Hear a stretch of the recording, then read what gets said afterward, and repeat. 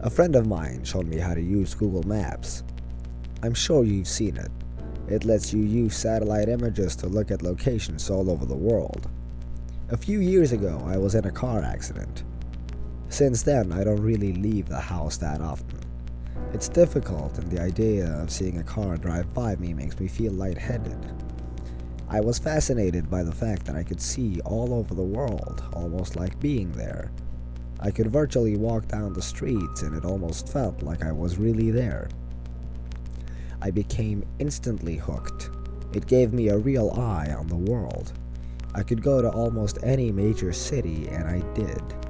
I'd seen the streets in China, Japan, Germany, and England, so many places. I'd even gone to tourist attractions like the Great Barrier Reef and Dracula's Castle. My favorite was to go to random places in major cities and see how many people and animals I could find. The faces of the people were always blurred out to protect their privacy, but it was still enjoyable to see them out there, enjoying their life, walking like it was no big deal. She must have good taste, I laughed. I zoomed in closer and noticed a gray bag she carried on a gray and purple shoulder strap. She was walking in a relaxed manner, one hand trailing in the wall beside her. I bet if I could have seen her face, I would have seen that she was smiling. I began to feel a little sad. I let my hands fall onto the arms of my wheelchair and looked at her for a minute more. I wished that I could be there, walking so carefree with her. That wouldn't happen though, until I died. I was stuck in this chair. I sighed and zoomed out of Tokyo. Enough of this for tonight. I turned off the computer and went to bed. I got up early and decided to look around Paris. Paris was always fun. I liked to look at a city with all the old, beautiful buildings and so many people to watch. I randomly zoomed onto an area and saw a street lined with old brick buildings, a few small shops, and an old tan brick church. Ahead was an intersection and dozens of people walked by. A balding businessman walked quickly past, looking back at an old woman, hair covered with a scarf, carrying a large purse. A curvy woman in black pants that were too tight stared into a store window, and two women led a group of small children around a corner. I spun the view around a few more times and then saw something peculiar. Sitting on the bench at the bus stop were two people.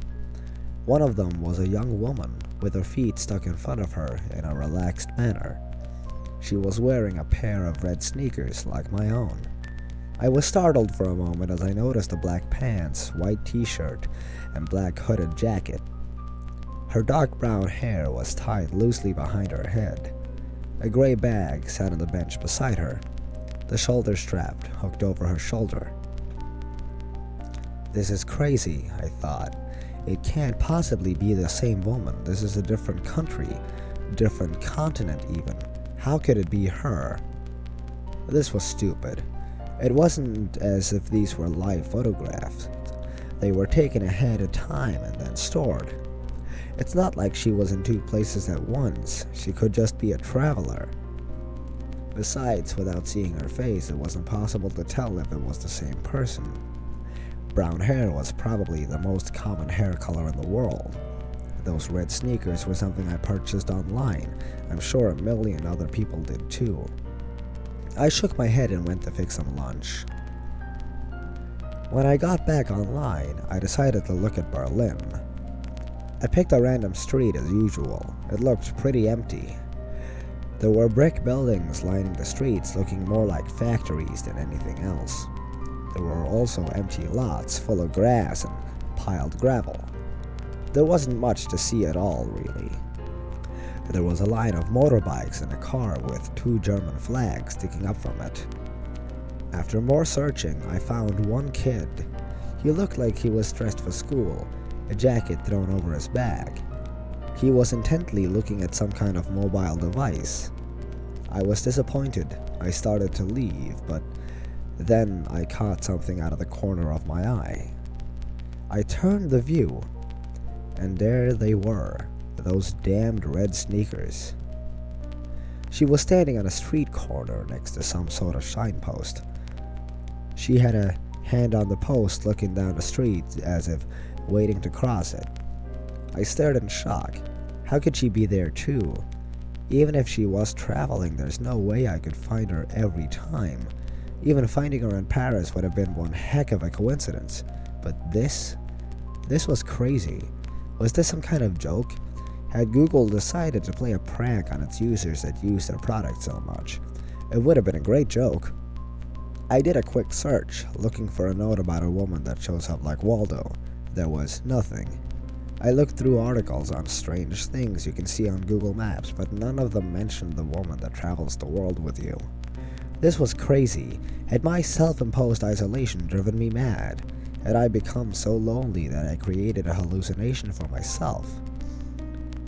Leaving the Berlin image on my screen, I sent a text message to a friend asking him to look at the locations. I asked him if he saw the same woman. Then I waited, hands sweating, heart thumping in my chest. I jumped when my phone beeped with a return text message 10 minutes later. The text read, "I see the lady you're talking about in Berlin. I didn't see her in Paris or Tokyo. Is this some kind of game or what? Are you okay?" I didn't respond, instead returning to the locations in Tokyo and Paris. There she was. She was there, but it was different. She no longer sat on the bus stop bench in Paris. She was standing in front of it looking for something in her bag. In Tokyo, she was blocks away, squatting down to pet that calico cat. I shivered. Who was she? What was happening? I switched the map to Brussels. It was another city street. It was lined with old-looking buildings with shops on ground level, and what I guessed was apartments above. I quickly scanned the streets. They were empty, other than a stocky woman in a bright blue sweater. I did a second sweep. She wasn't there. I sighed in relief. I couldn't believe I was getting so worked up about this. It was nothing but a coincidence. I stopped, my eyes frozen on the screen. There was a building at the point of a fork in the road, white with a black ironwork framed balcony jutting from the second floor. I hadn't seen her as I'd been looking at the sidewalks. There she stood, standing on the balcony, her head tilted in the direction of the camera, almost like she was coyly looking at me.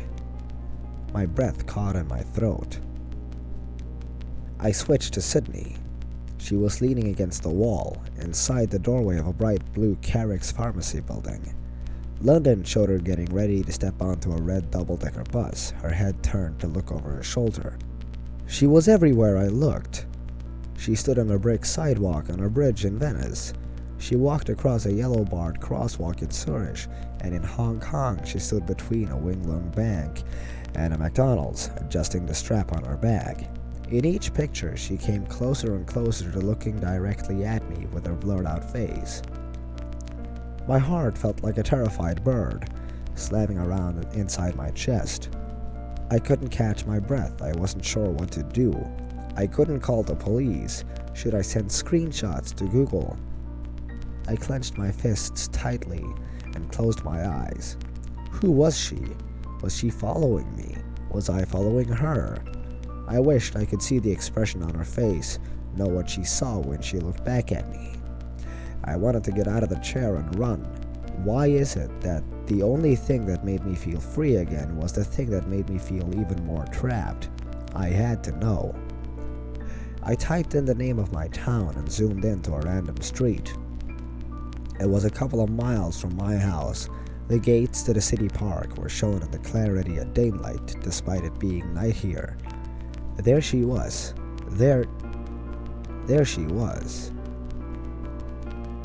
She was only a few miles from my house, standing under the ironwork arch that stated the name of the park.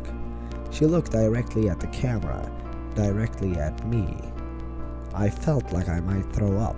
She was near me and she was watching me. She was coming for me. What did she want? I typed in the name of the apartment complex where I'd live. I could see the outside of the building. The parking lot was full of cars, and there were a few blurred out children on the playground. I searched everywhere for her. She wasn't in the parking lot or on the sidewalks, nor hiding between the buildings or standing in the playground. I even scanned each of the cars, behind the bushes, and each of the blurred out windows. She wasn't there. I curled tightly around myself and laid my head down on the desk. This place was safe. I didn't leave the apartment anyway. I would never use Google Maps again. I would never see her again. She could stay at the park for all I cared. I smiled to myself and was surprised to find a tear slipping down my face. "I'm safe," I said to myself in a whisper. It felt good to hear it out loud. "I'm safe." As I said it, there was a knock at the door. A chill ran down my spine. I had a camera hooked to my computer that showed who was at the front door, which made it easier for me with my mobility issues. I slowly reached for the control to show myself who was outside, but my hand trembled furiously. As I touched the control, I realized my mistake. The last of Google's images that I'd seen had only shown the outside of the building. Just the outside. I looked at the screen and saw a woman in a white t-shirt, black pants, black hooded jacket, and carrying a gray bag with a purple and gray striped shoulder strap. Of course, there were those red sneakers. She looked directly at the camera, her face still a complete blur. As I tried to stifle a scream, she raised a hand and knocked loudly on my front door.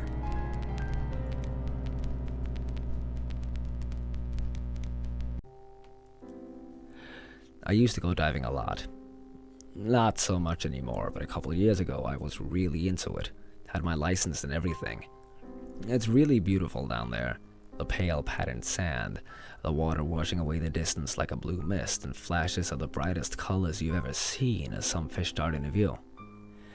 I've done my share of exploring wrecks and grottos, but my favorite thing to do is hover right where the shelf plunges into the deep. You get the greatest dynamics there as deep sea creatures come up to feed. Anyway, one time I was drifting near Antigua, about 40 feet down. I had 2 tanks with me so I could stay down for several hours. The shelf sloped off to my left, and rocks and coral broke the monotony of the sand to my right. I hadn't seen much that day and I was getting a bit bored, but then I noticed a large octopus. It was a deep sea type, probably washed up accidentally since they don't usually come up to hunt. It seemed sluggish and didn't react much when I drifted over to it. Now, octopi are not friendly creatures. If you manage to get near one, they usually flee within seconds. I'm sure you've seen videos of them changing colors to match their environment. Not all species can do that, but they're all very good at hiding, so seeing a deep-sea octopus up close was quite an opportunity. It was about a foot from crown to beak, and dark mottled green. Its tentacles curled around it, perhaps 4 feet long when extended, and pale on the underside. Its eyes looked like golden rings around narrow black pupils. It was having trouble moving and looked half dead. I decided to try to get near it.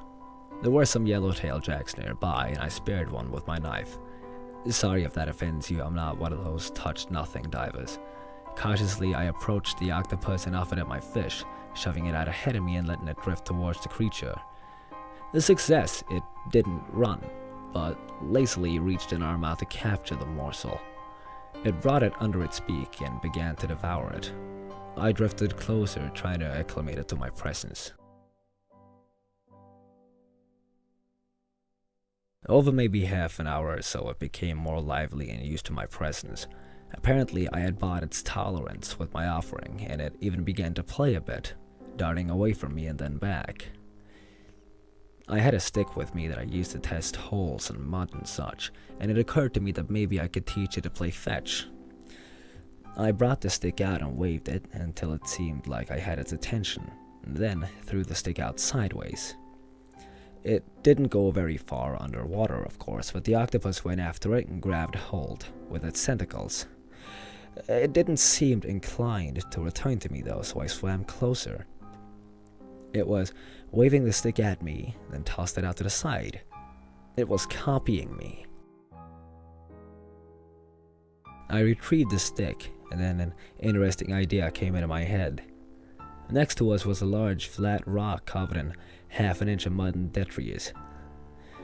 Careful not to disturb the layers, I took the stick and slowly drew a crude figure of a man. 2 legs, 2 arms, and a round head coming off a central cylinder. The octopus seemed to be watching with interest. I tossed it the stick and it caught it easily.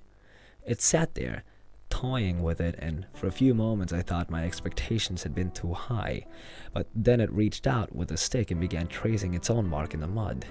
It was even cruder than mine to be sure, but clearly drawing. However, the proportions were all wrong. It had fused the head and the body into one ball, and there were too many legs.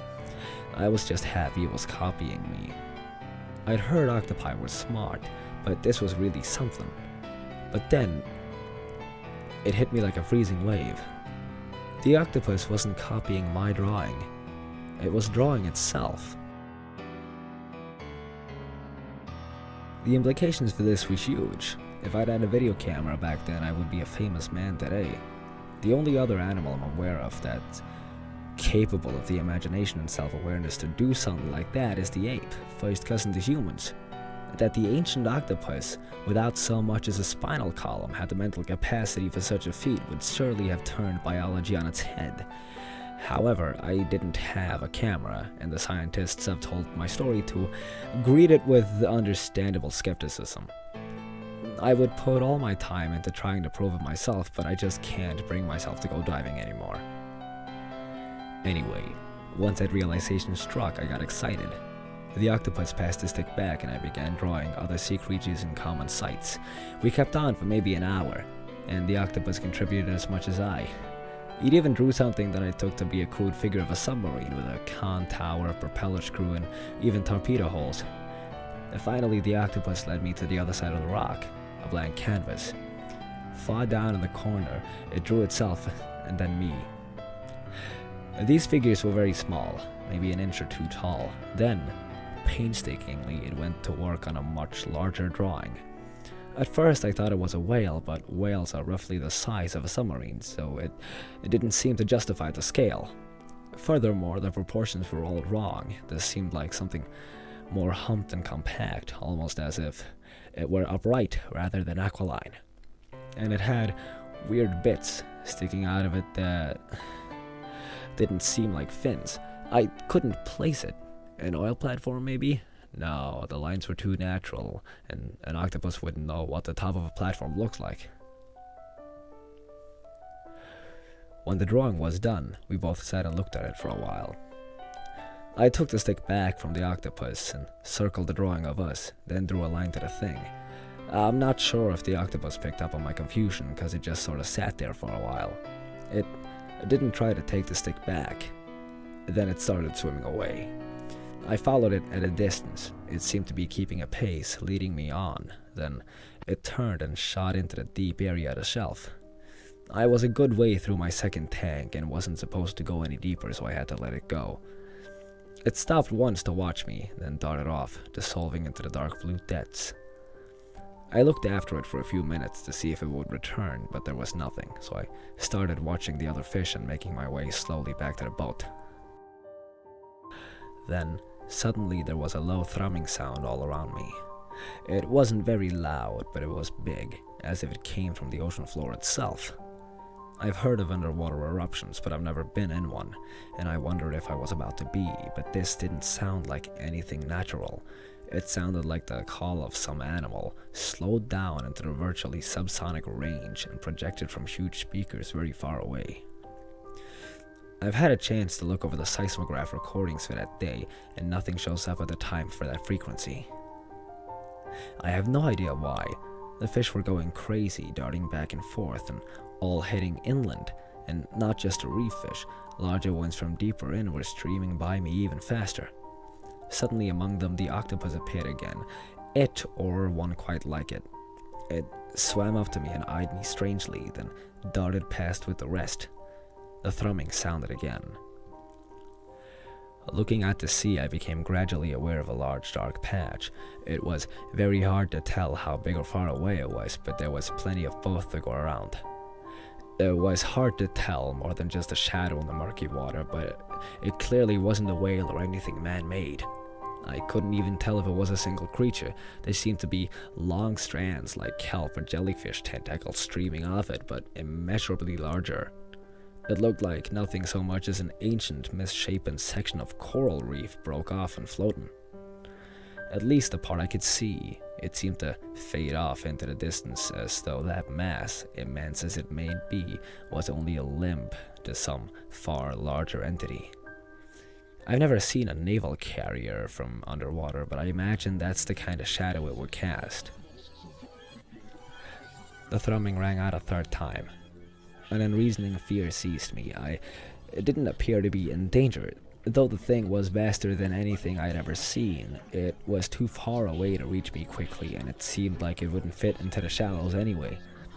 Nevertheless, I was gripped by the feeling that if I didn't get away as fast as I could, I'd be dragged down into the abyss and consumed. I could feel the very water itself drawing me down into that black maw. Heedless of the depth or my equipment, I surged upwards. As I rose, of course, I began cramping, but I clawed my way up anyway. I was still far from the boat. When I broke the surface, I could barely move. I had to keep my mouthpiece in, because I couldn't keep my mouth above water. I certainly couldn't call or signal the boat. Far from receding, my panic was worse than ever. From above the water, I couldn't see the thing, or tell whether it was coming for me. I thrashed my slow, painful way towards the boat. Finally, someone on board noticed me, and they came to pick me up. I had the bends bad and had to stay in a hospital for a few weeks until it was over. The doctors tell me I was lucky not to get a stroke or some other permanent damage. So that's my story. I'm sorry I can't give a more satisfying conclusion. I still don't know myself what happened. My friends think it was some form of rapture, but it doesn't seem to match the symptoms. Narcosis is supposed to reduce anxiety, not stimulate it, and my hallucinations, if that's what they were too vivid and specific. Anyway, since then I've been afraid of the water. I've tried going out once or twice, but all I can do is stay shaking in the boat. I think there really was something out there, and I don't think it's something I ever want to come across again.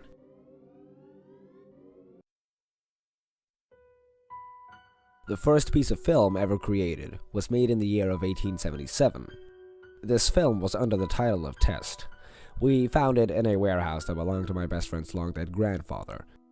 As the title says, this was simply a test film and nothing more. Or, that's what the title would lead you on to believe. Back in those days, a recording could only go on for less than a minute, so anyone going into this wouldn't expect much. Surprise, it wasn't much at first. This film was like all early films, black, white, and soundless, also incredibly dull. It was 35 seconds long and consisted of a man wearing a black suit walking on an empty sidewalk and a large crowd of people on the sidewalk opposite of him. It was nothing special, and again, it was only a test, but one thing was very strange about this film. After viewing it 10 times in one sitting, we started to notice the small changes that would occur every time we watched it. Sometimes a man sitting down on a bench would be slightly moved over to the right or left. Sometimes a woman wearing what looked to be a light gray dress would be wearing a dark gray dress. It was just small, almost unnoticeable changes. This was fascinating to the few that watched the film, myself included.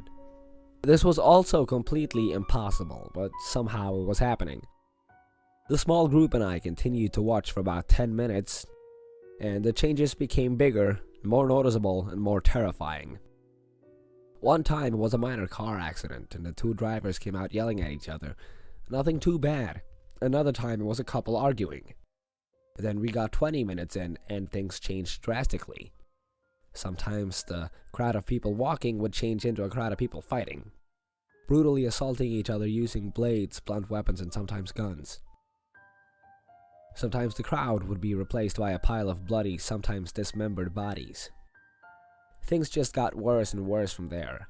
a man slamming a baby repeatedly on the pavement, a woman gutting a man while a child shoved her own thumbs into her very own eyes, a man in a wheelchair set on fire and pushed down the street between the two sidewalks. Horrible, awful things happened, and they just got progressively worse and worse. After about 35 minutes, we all started hearing sound coming from the film. This was also impossible. Every film made back then was incapable of having sound.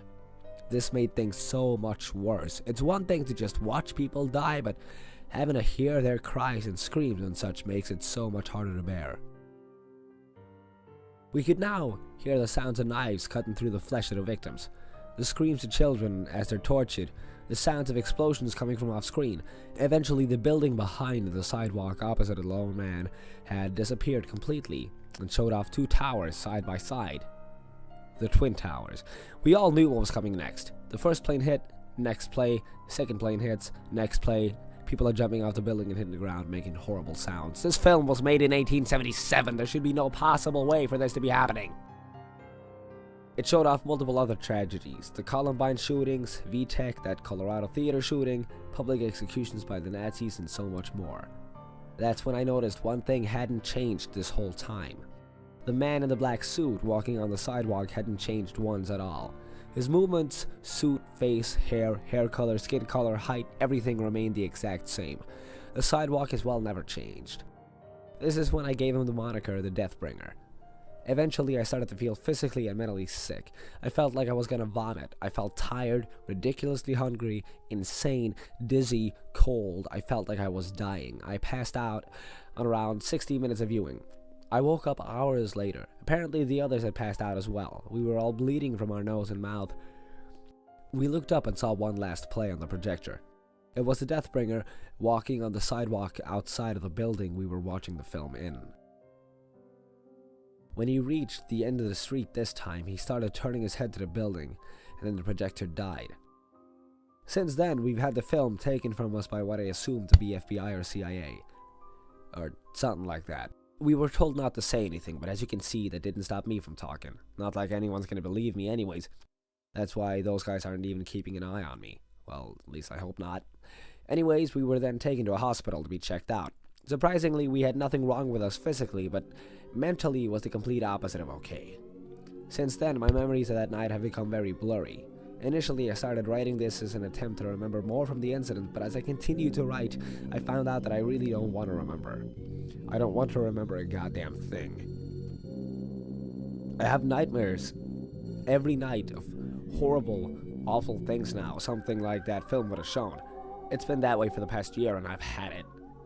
As for my friends that were in that group, I haven't heard anything from them, and they've since been reported missing.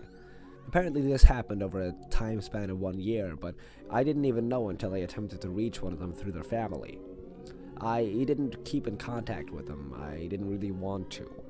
If I had talked to them, that would only result in my memories of that awful night becoming even clearer. To be honest, I was relieved to hear that they were missing. Since they are gone, my memories of that night will be forever obscured.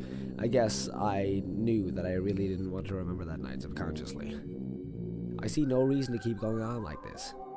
Ever since that day, I stopped going outside less and less, and I'm now starving, but I can't build up the courage to go out. Why? Because sometimes at night, when I look outside, I swear that I see a man in a black suit walking on the sidewalk opposite of my house.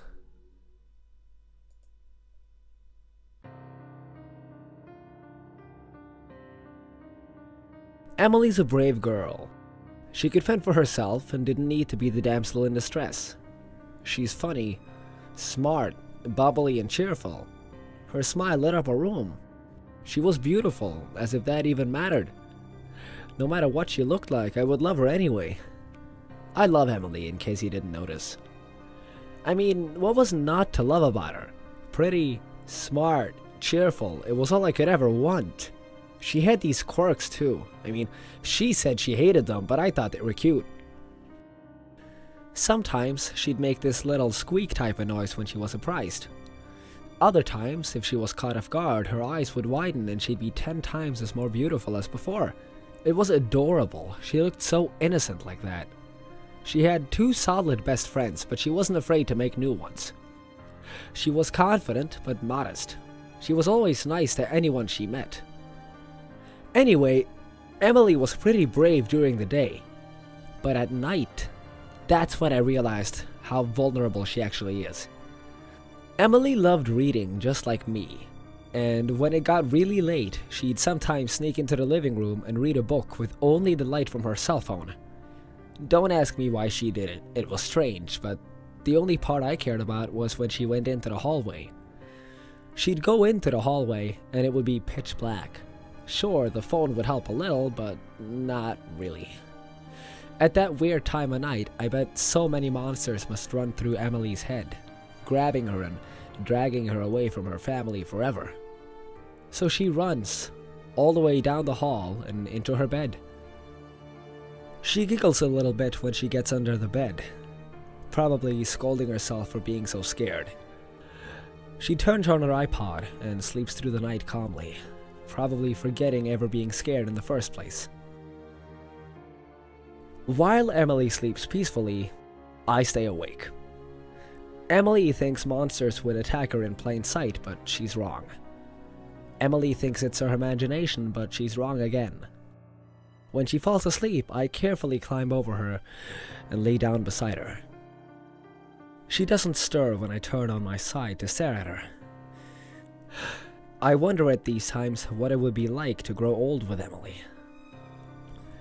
I stare at her for what seems like forever, then I lean in closer, so close I can see her whole face in perfect clarity. My God, she really is beautiful. Then I kiss her. She doesn't wake up, she doesn't jump away, all she does is lay limp. I close my eyes, feeling her lips warm mine. For a fleeting moment, I almost feel, well, alive. But it's only for a moment, and when I open my eyes and back away, my heart sinks. I'll never know what it's like to sit with Emily in the summer, holding her soft hand. Her scent lingers on my fingertips, but only for a brief second. It never lasts long enough, and it never will. I get out of her bed, readjust her covers, and look down at her. She really is beautiful. I will always love Emily, even when she jumps away from my shadow, even when she pretends not to see me day in and day out, even when she lies about dreaming of me, even when she opens her eyes to see me, and even when she screams.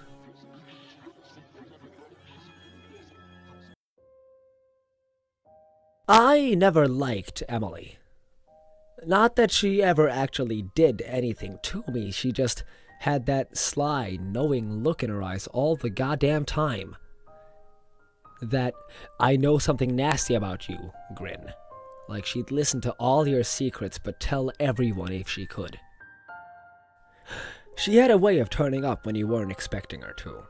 Uninvited, but there she'd be, grinning, knowing that she'd surprised you, and that even though you hadn't really wanted her around, your mom would just sigh and say, "Well, she's like family, I can't think why you don't like her, and she's never done anything to you, has she? Of course I'm not gonna send her away, don't be silly." So, I decided to make Emily go away for good. I went with her to the park, and while crossing the bridge over the little lake there, I pushed Emily through the fancy railing and into the cold lake. It was harder than I thought, but I got her through and watched as she sunk under the surface. Relieved, I skipped back home, Emily free forever. My mother didn't even ask why she wasn't with me. Probably because when I got up to my room, there was Emily, sitting on my bed, grinning that sly, I know a secret grin. Still damp from the lake. God help me, I'm gonna scream. Who knew dolls could swim?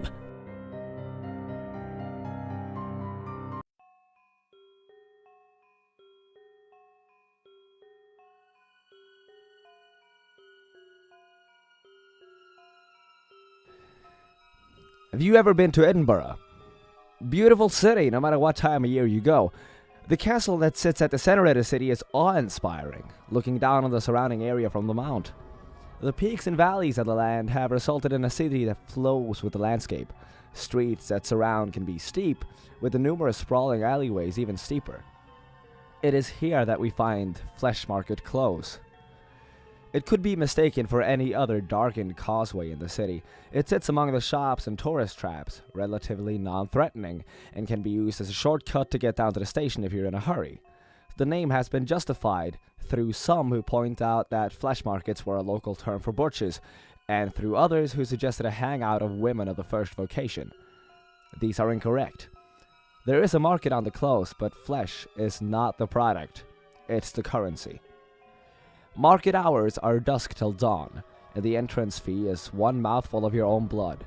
Prepare a glass and progress down the alley. As you get halfway down, swig from the glass and spit it against the wall. The blood will bubble and spread across the wall, coagulating into a hardened scab. This will then start to flake and scatter. A rather anticlimactic door will be revealed beneath. Stepping through is disorientating, as logic will tell you you're stepping into a building. The space you're stepping into has no walls, with darkness shrouding the edges. It is at the penumbra that a number of stalls are set up, run by individuals who look like market traders from across the globe, from Arabian merchants to Cockney grocers to New York Street conmen. All their clothes are splattered with blood and offal. These figures will entice you to come speak with them and will gesture to numerous signs around their stalls regarding their sales that they're currently having. Upon approaching one of the stalls, they will start to pressure you to make a deal with them. You are certainly welcome to do so, and the products that are available are certainly worth consideration. Starting at the cheap end of the spectrum, you may wish to offer one breath. A lungful will net you knowledge of the weather for the next day, in itself a rather pointless purchase in this day and age of smartphones and the Met Office, but centuries ago invaluable.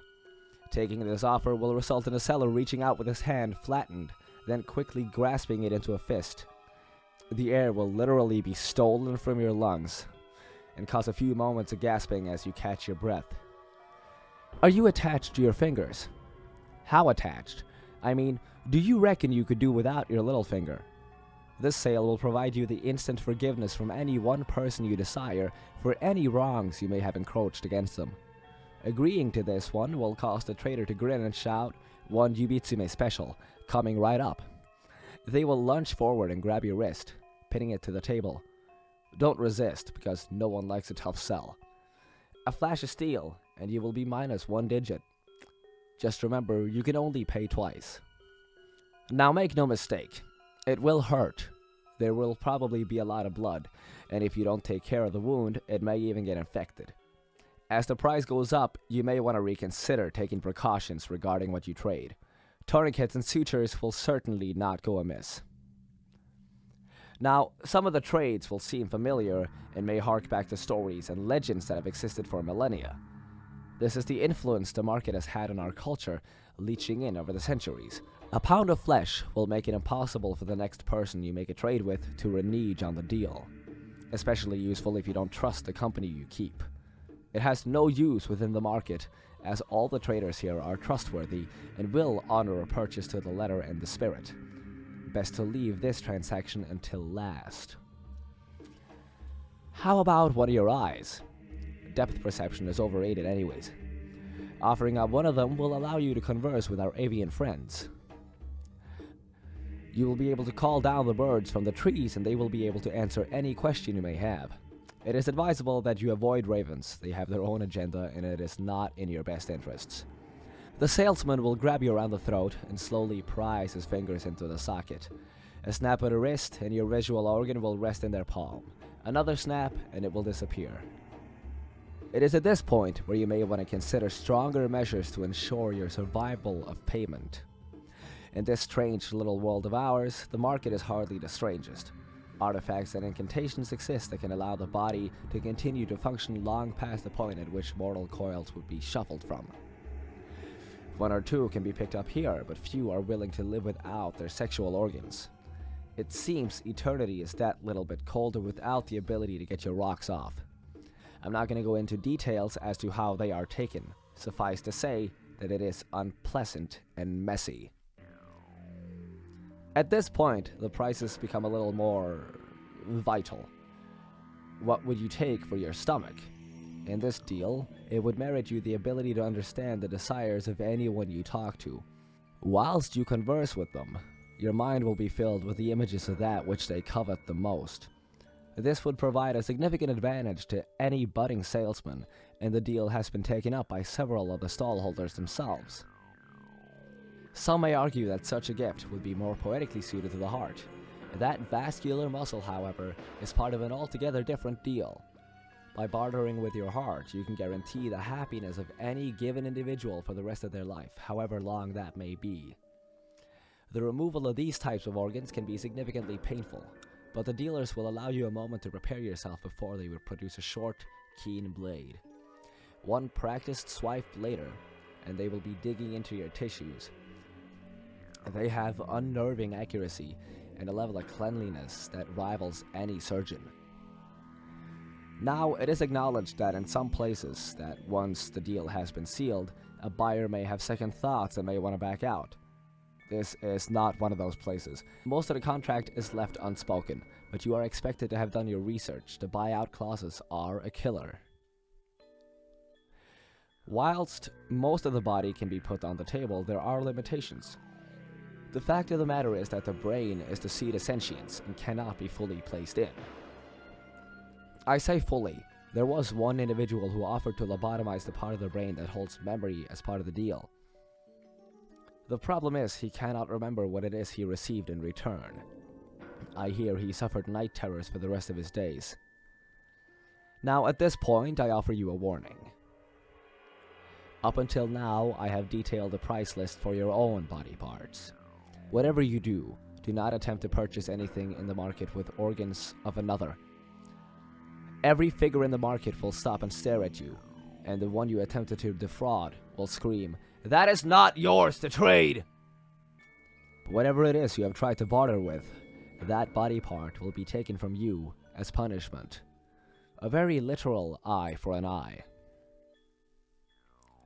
Despite whatever theological perspectives you may hold, offering your own soul will elicit the same result. There have been many theories postulated for this response, but the honest answer is that we just don't know. The market has been trading in blood and bone for as long as civilization has existed, though the entrance has moved from city to city. Many have visited and shook hands with the butchers, though not quite as many got those hands back. A smart man would wonder how it is that these individuals are capable of honoring the deals they broker. A smarter man would ask himself why his body parts are of such high value in this economy. Just understand that it is supply and demand. And as long as there are fools willing to supply, you shouldn't need to concern yourself with who is doing the demanding.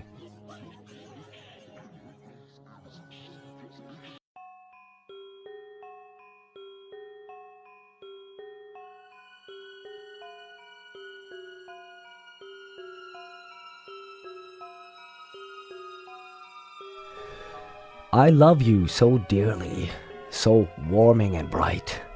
You give such joy that lasts me through the night. Your smiling face, always so true. Don't you see, I love you. Of all the girls I've come to love, you beyond them soar infinitely above. Your eyes do so shimmer to lighten up my life. I will love you so dearly throughout any strife.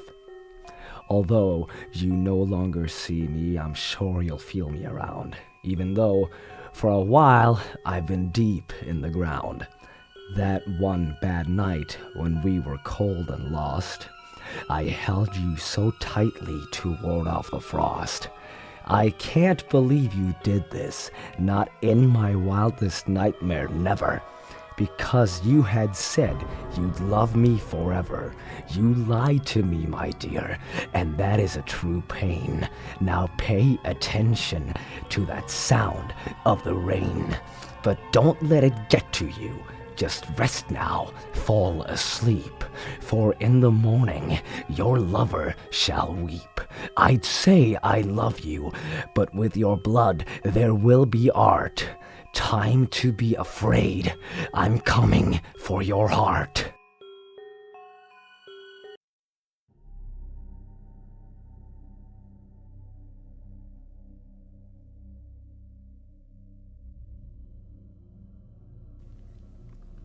To the one in my dreams, I've been watching you for a while.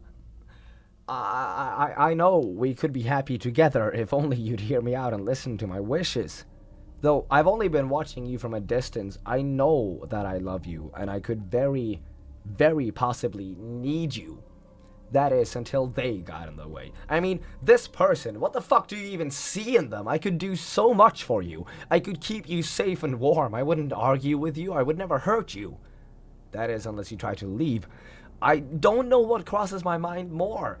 On one hand, I have the pure intentions of seeing your smiling face, greeting me every morning, but on the other, I know you might try to leave, and oh, the things I would do to you. My plan B is already existent if you deny me of my way. I would have to ruin that pretty little face of yours. I would carve you the jolliest smile, and as you wept, I would kiss away all your tears. Please don't leave me, my dearest. If you would still attempt to escape, I'd have to break your legs. I may not be very strong, but I'm positive a crowbar could do the trick. Stay with me, love. I'll take good care of you. If you would be desperate enough to attempt crawling away from that point, I would simply chain your hands behind your back as to not bring you any more harm. You're already terrified of me enough, aren't you, beloved? Don't worry, I'll take very good care of you. I'll feed you every day and give you plenty to drink. No matter what you say, what venom you spit, what hateful words you have for me, I'll still love you. Eventually, you'll lose the will to fight me. Then you'll understand the depth of my love. You'll respond to my kisses and affection with equal love, that is, I hope. If not, I'll make myself beautiful for you. I'll paint my lips with your crimson. I'll starve myself until I reach perfection in your eyes. I'll even make the effort to set foot outside in the sunlight to add a healthy glow to my skin if that is your wish. I promise to be everything you want. If that is not good enough for you, I fear that I'll have to go to the most drastic measures. I'm being quite literal when I say that I'll take your heart as you've stolen mine. Please, darling, just let me see you smile. I'd rather not resort to my secondary plan. Love me. Forget about them. After all, they've already been taken care of. I'm all you have left, sweet love. I'm anxiously waiting your arrival with open arms. Come cry into my shoulder. Let me hold you. P.S. Would someone please deliver this to Caroline?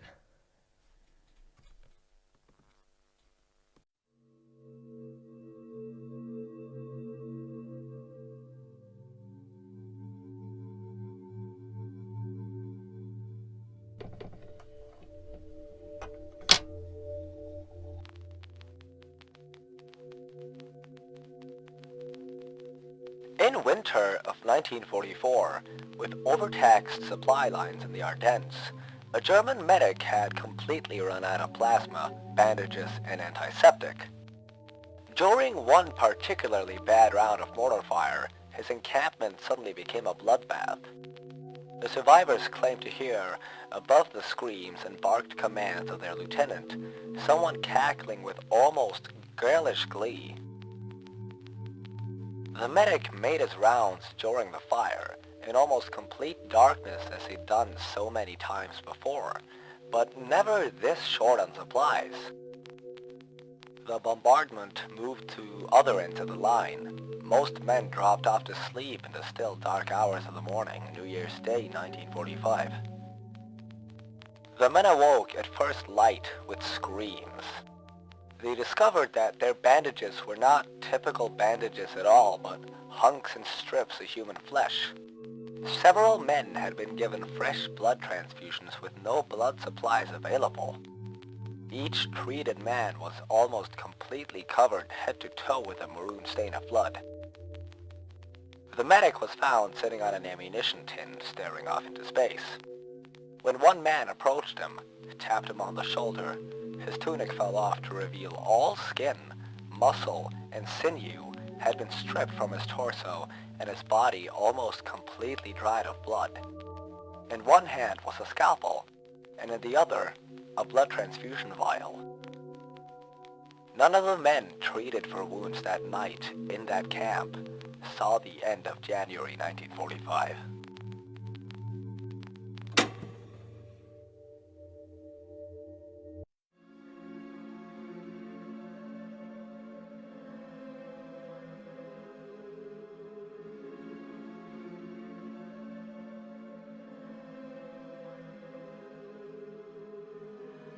There was a hunter in the woods who, after a long day hunting, was in the middle of an immense forest. It was getting dark, and having lost his bearings, he decided to head in one direction until he was clear of the increasingly oppressive foliage. After what seemed like hours, he came across a cabin in a small clearing. Realizing how dark it had grown, he decided to see if he could stay there for the night. He approached and found the door ajar. Nobody was inside. The hunter flopped down on the single bed, deciding to explain himself to the owner in the morning. As he looked around, he was surprised to see the walls adorned by many portraits, all painted in incredible detail. Without exception, they appeared to be staring down at him, their features twisted into looks of hatred. Staring back, he grew increasingly uncomfortable.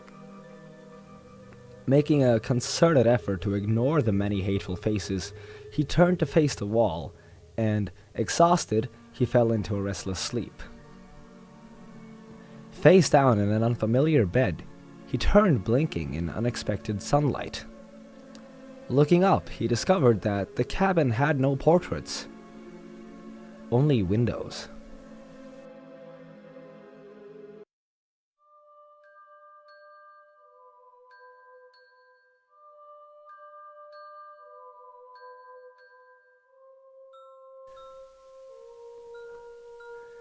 Inspiration can be tricky. It can't be defined, yet it's the source of almost every story written. There are ways to inspire yourself, placing your mind in the right position to be more receptive to new ideas. What most people don't realize is that there are one or two other more artificial ways to inspire yourself.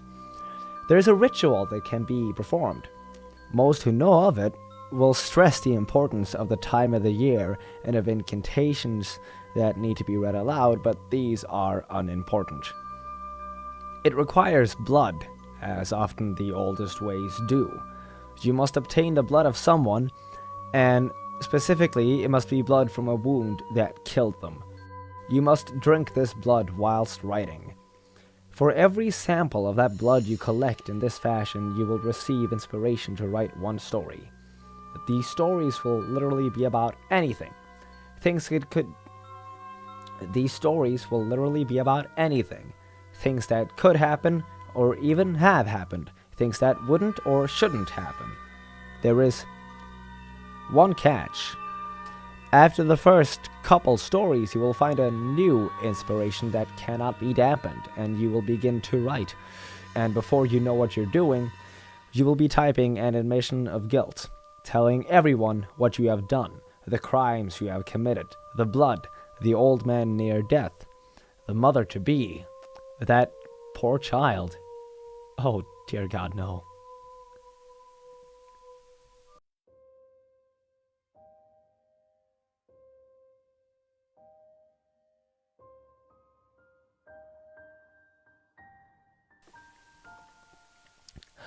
One school day, a boy named Tom was sitting in class and doing math.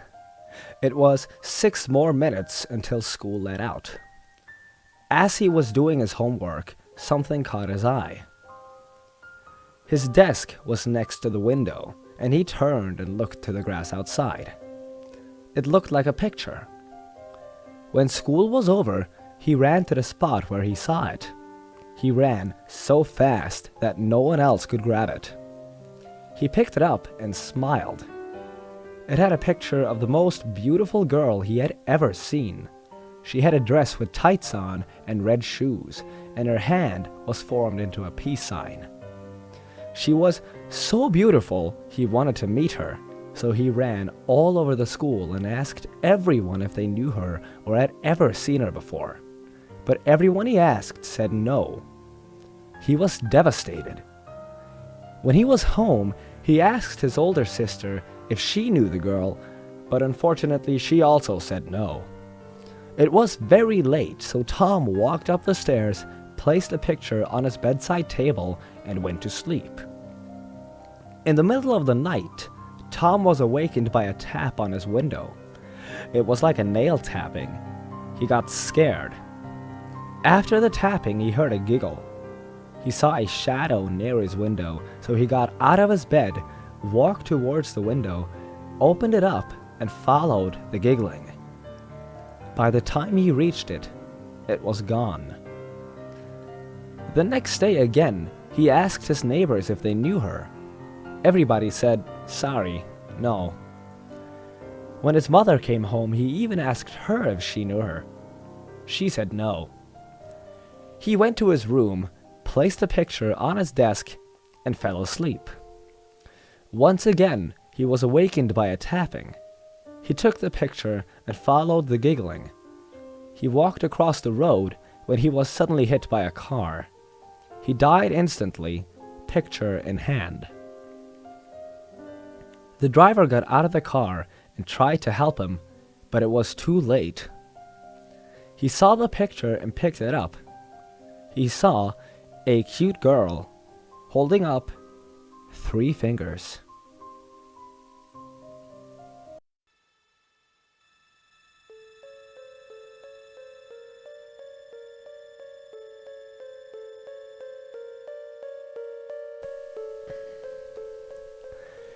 In the fall of 2011, a man hung himself in a bottling factory of a popular over-the-counter sleep aid company just outside Chicago. The man worked as a quality control manager and had just been laid off to save the company money. In the morning, the cleaning crew found him swaying in the breeze from the air conditioning system with a note in his breast pocket that read, "Sleep tight." Over the next few months, a string of strange deaths were associated with areas where the sleep aids from the factory were shipped. Seemingly healthy people had died in their sleep from apparent strangulation. All the victims had severe bruising on their throats. Oddly, police were unable to ascertain how the murderer had entered the victim's home or a possible motive for the murder. Further, vivid reports began coming in from people who had taken the pills but not died. One lady reported taking the pill, and right before she fell asleep, she opened her eyes and a bald, middle-aged man wearing a short-sleeved, white-collared shirt was hovering just above her face. She closed her eyes, hoping the man would disappear, but when she opened her eyes, he was there, inches from her face. She even recalls feeling the man's breathing on her forehead. He then began strangling her. Luckily for her, her husband noticed her gasping for air in her sleep and quickly woke her. Another man recalls falling asleep after taking the pills. He awoke to the figure of a man swaying in the corner of his room. He turned on the light next to his bed and saw the man with better accuracy. He was a bald, middle-aged man wearing a short-sleeved, white-collared shirt. The bald man then removed the noose from his neck and reportedly floated towards the man, attempting to strangle him. Again, it was the man's spouse who woke him. He awoke, gasping for air in sheer terror. The FDA did a full investigation and found no evidence of tampering. Even after a recall of the pills and a public awareness campaign warning of possible tampering, the deaths and reports of the bald man didn't stop. It was only when the company shut down the factory that the deaths and reports decreased. It is unknown how many deaths were the result of the apparent tampering, or how many of the pills from that factory are still sitting in cabinets across the country.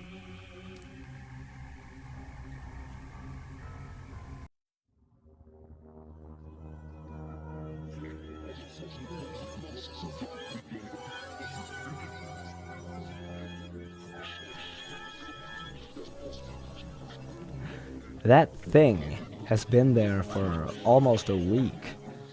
The figure in the window, it looks featureless, only skin and a human frame, and it's pressing itself against the glass somehow. I don't know how it got there, and I don't know how to get rid of it.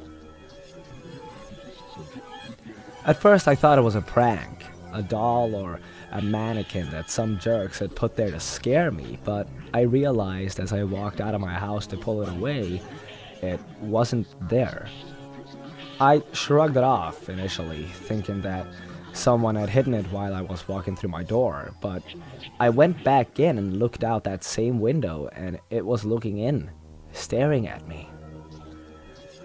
I walked around my house yelling for whoever it was to come out, but no one was there. The thing is hairless and naked, and it didn't look like it actually had eyes or even a face at all. But its head is turned towards me when I enter the room. When I sit on my computer, I can feel its faceless hatred boring into my neck, but when I turn around, it's innocently turned in a different direction. Finally, on Thursday, I tried to open the window, but it's stuck. I think the thing's hands are keeping it down, but I got a good look at its face. Its eyes and mouth are behind the skin, pushing outward. It stared at me, smiling. Of course, I screamed. I pulled back a fist and smashed it onto the glass, determined once and for all to get rid of the glaring monster. I know I'm strong enough. That glass should have cracked, but it didn't. It shuddered under my hand, but it didn't break. And that smile just got wider and wider and wider until I thought its head would break in half. It raised its own hand and bashed the window with its palm. It was mocking me. But I saw the faintest crack had been to appear where it had hit, and I backed away. No way that I want that smile in the same room as me. So I got a roll of duct tape and started covering the window. I couldn't look directly at it. I nearly shit my pants just knowing it was watching me, but I couldn't help it. I took a quick glance at the skin-covered face, a small peek. It was angry. That grin was now a gaping frown full of teeth. The skin had ripped away from its mouth, and I could see down its cavernous throat.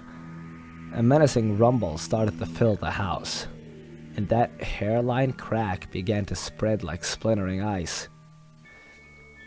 I pulled down the duct tape. The rumble stopped. The split skin healed over, and it began to smile again. Now it's night, and the noise hasn't started again. There are no sounds, no rumble, no crackling glass. Everything is quiet now. I can feel its claws gripping the back of my chair. I can hear its skin stretching as it smiles. It's watching me as I record this.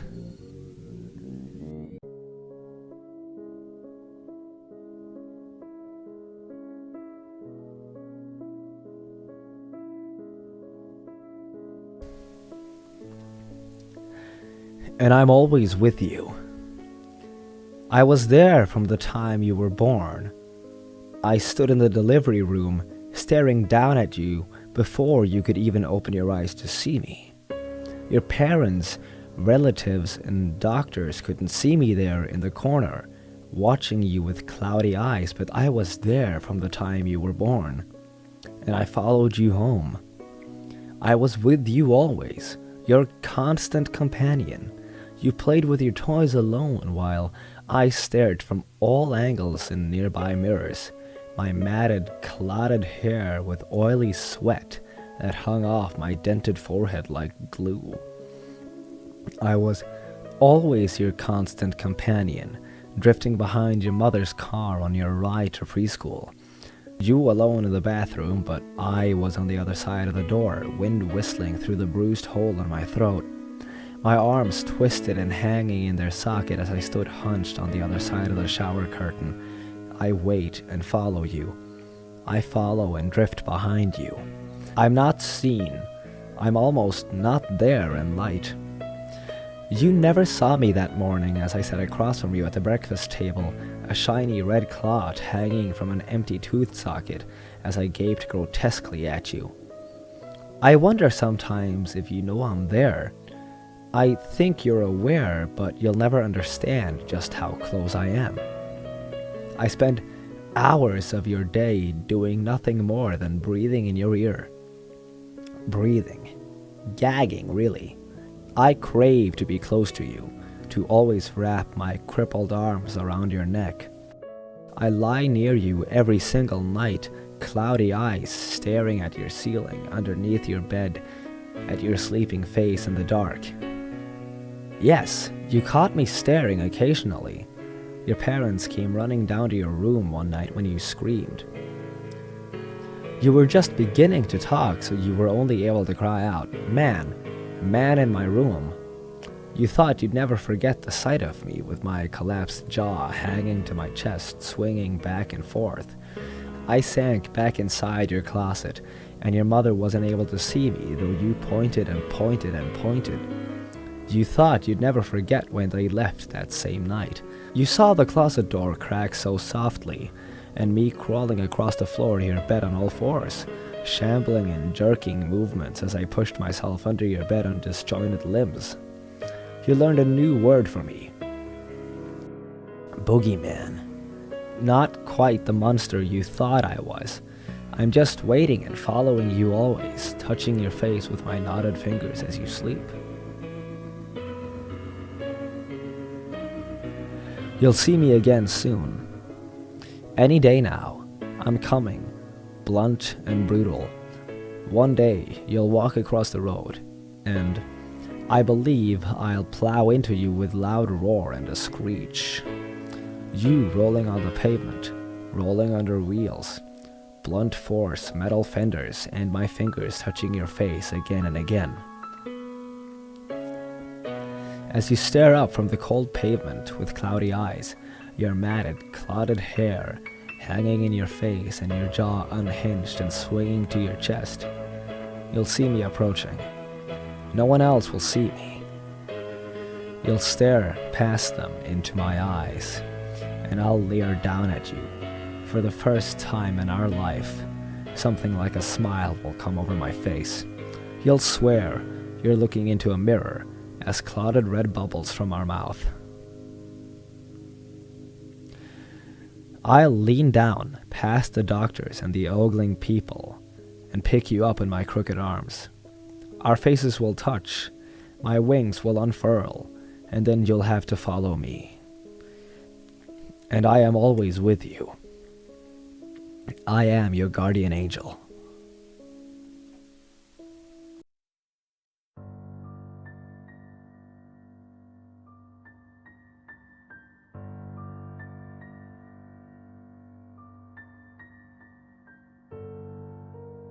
In Edmonton, Alberta, there is a hotel called the Cantera off of Jasper Avenue and 109th Street. During the night, go here and ring the doorbell. Should you be let in, look to see who the guard on shift is. If the man looks in his mid-20s, yet the hair on his head and face both are white as snow, take a seat beside the security desk. If it is any other guard on shift, leave and return in a week's time. Here you must wait. The guard will not say a word, nor answer any questions you may ask. He hears you, but will not respond. He will only give you a sad look, as if knowing something terrible awaits. When the time is 2:52 a.m., the guard will rise to perform a patrol of the building. Follow him only on this patrol. If you follow him at any time before 2:52 a.m., you will be forcefully removed from the hotel and lose your chance. Say not a word as you walk the halls behind the guard. He will check that all the rooms are locked as well as patrol the stairwells. When you both reach the 5th floor, you will notice that it is remarkably colder than the last 4. Yes, the floor is deafeningly quiet. It is normal. When the guard secures all the rooms on the floor, you will both stop at a door that seems much older than any other door you've yet seen in the hotel. This is room 512. Only this particular guard has access to this room. Take note of the key of which the guard uses to unlock the door. It will be important later. At this point, the guard will open the room for you and allow you to pass through.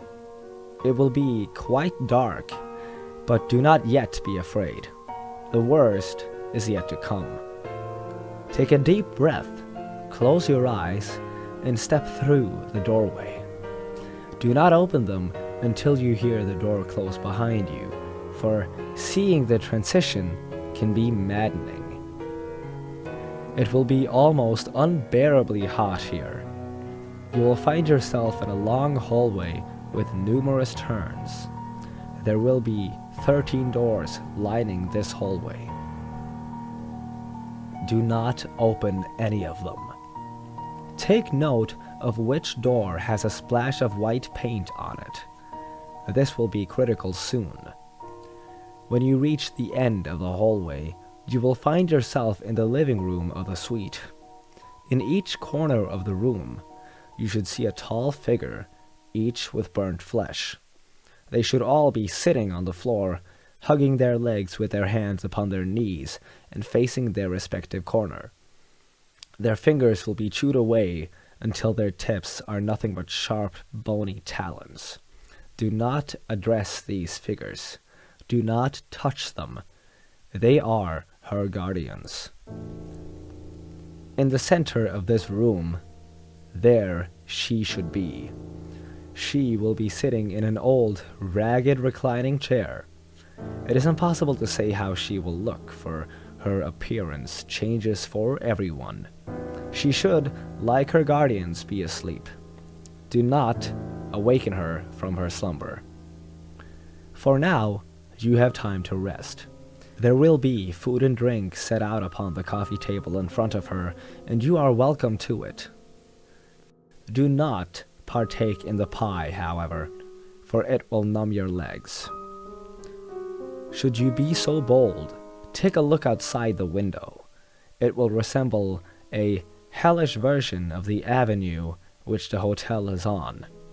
The buildings will be burned out husks of their former selves. The river valley beyond will be dry and cracked. Fire will appear to be on the horizon, and the ever-burning sun will resemble blood set ablaze. Should you stay for hours on end, you will find no reprieve from the heat. There is no night here. Now, look to the streets. You will find the same figures there as the ones in the room. They, however, are awake, shuffling, screaming, and wailing from their back maws. They have no eyes in their sockets, but by some twisted means they can still see. Take care to not attract their attention, for they will follow you back to our world, and this venture will be for naught. When you are ready, stand before her and speak clearly these words. Save me, mother, please. Say nothing else and wait. You should start to hear her breathe. At this point, one of two things will happen. Remember the key which the guard opened this room with. Should she place that same key on the table in front of you, count yourself lucky. Should she, however, place a different key upon the table, you will need to give her an offering. A knife that was not previously on the table will now be present. The blade will be rusted, bloodied. Take this knife and sever a finger, placing it beside the key. Wait. If she places the same key as the guards on the table, you may take it and leave. If not, remove another finger. This will only occur a maximum of 4 times before the right key will be produced. Once the key is in your possession, she will once again return to her haunted slumber. Now pay attention, for you only have a short amount of time. The guardians will be stirring now. Slowly, they will arise from their sleep and turn in towards the room to face you. If they see you, they will slaughter you. Run. You have 10 seconds before they will fully turn from their corners. Remember that door with a white splash of paint? That is the door you will need to use to remove yourself from this hell. If you hear screaming from behind you, the guardians are fully awake and are coming. You don't have much time. Find the white marked door and get out.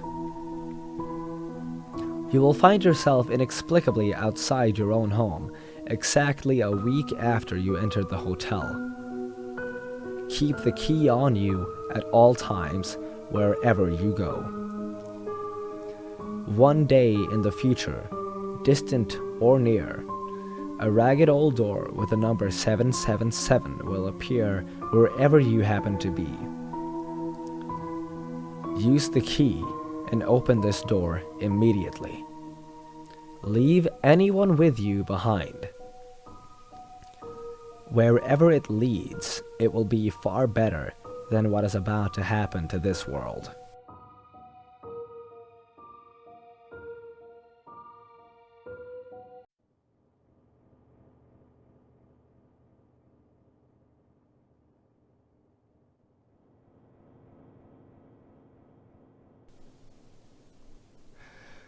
The school bell in the old high school rung like it does every night at 12, but nobody knows who rings it.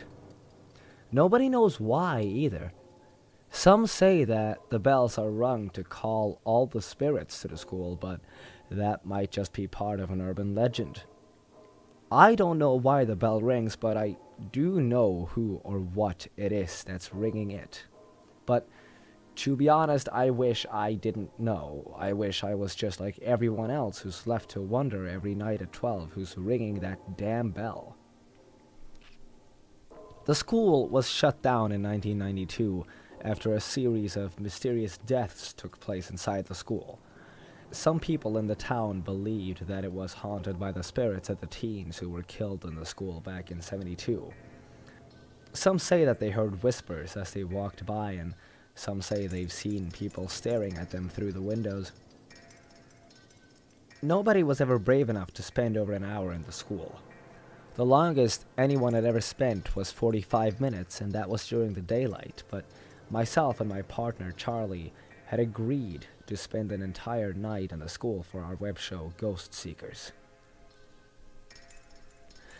We came all the way from Australia and arrived at the school at 11:30 just before midnight.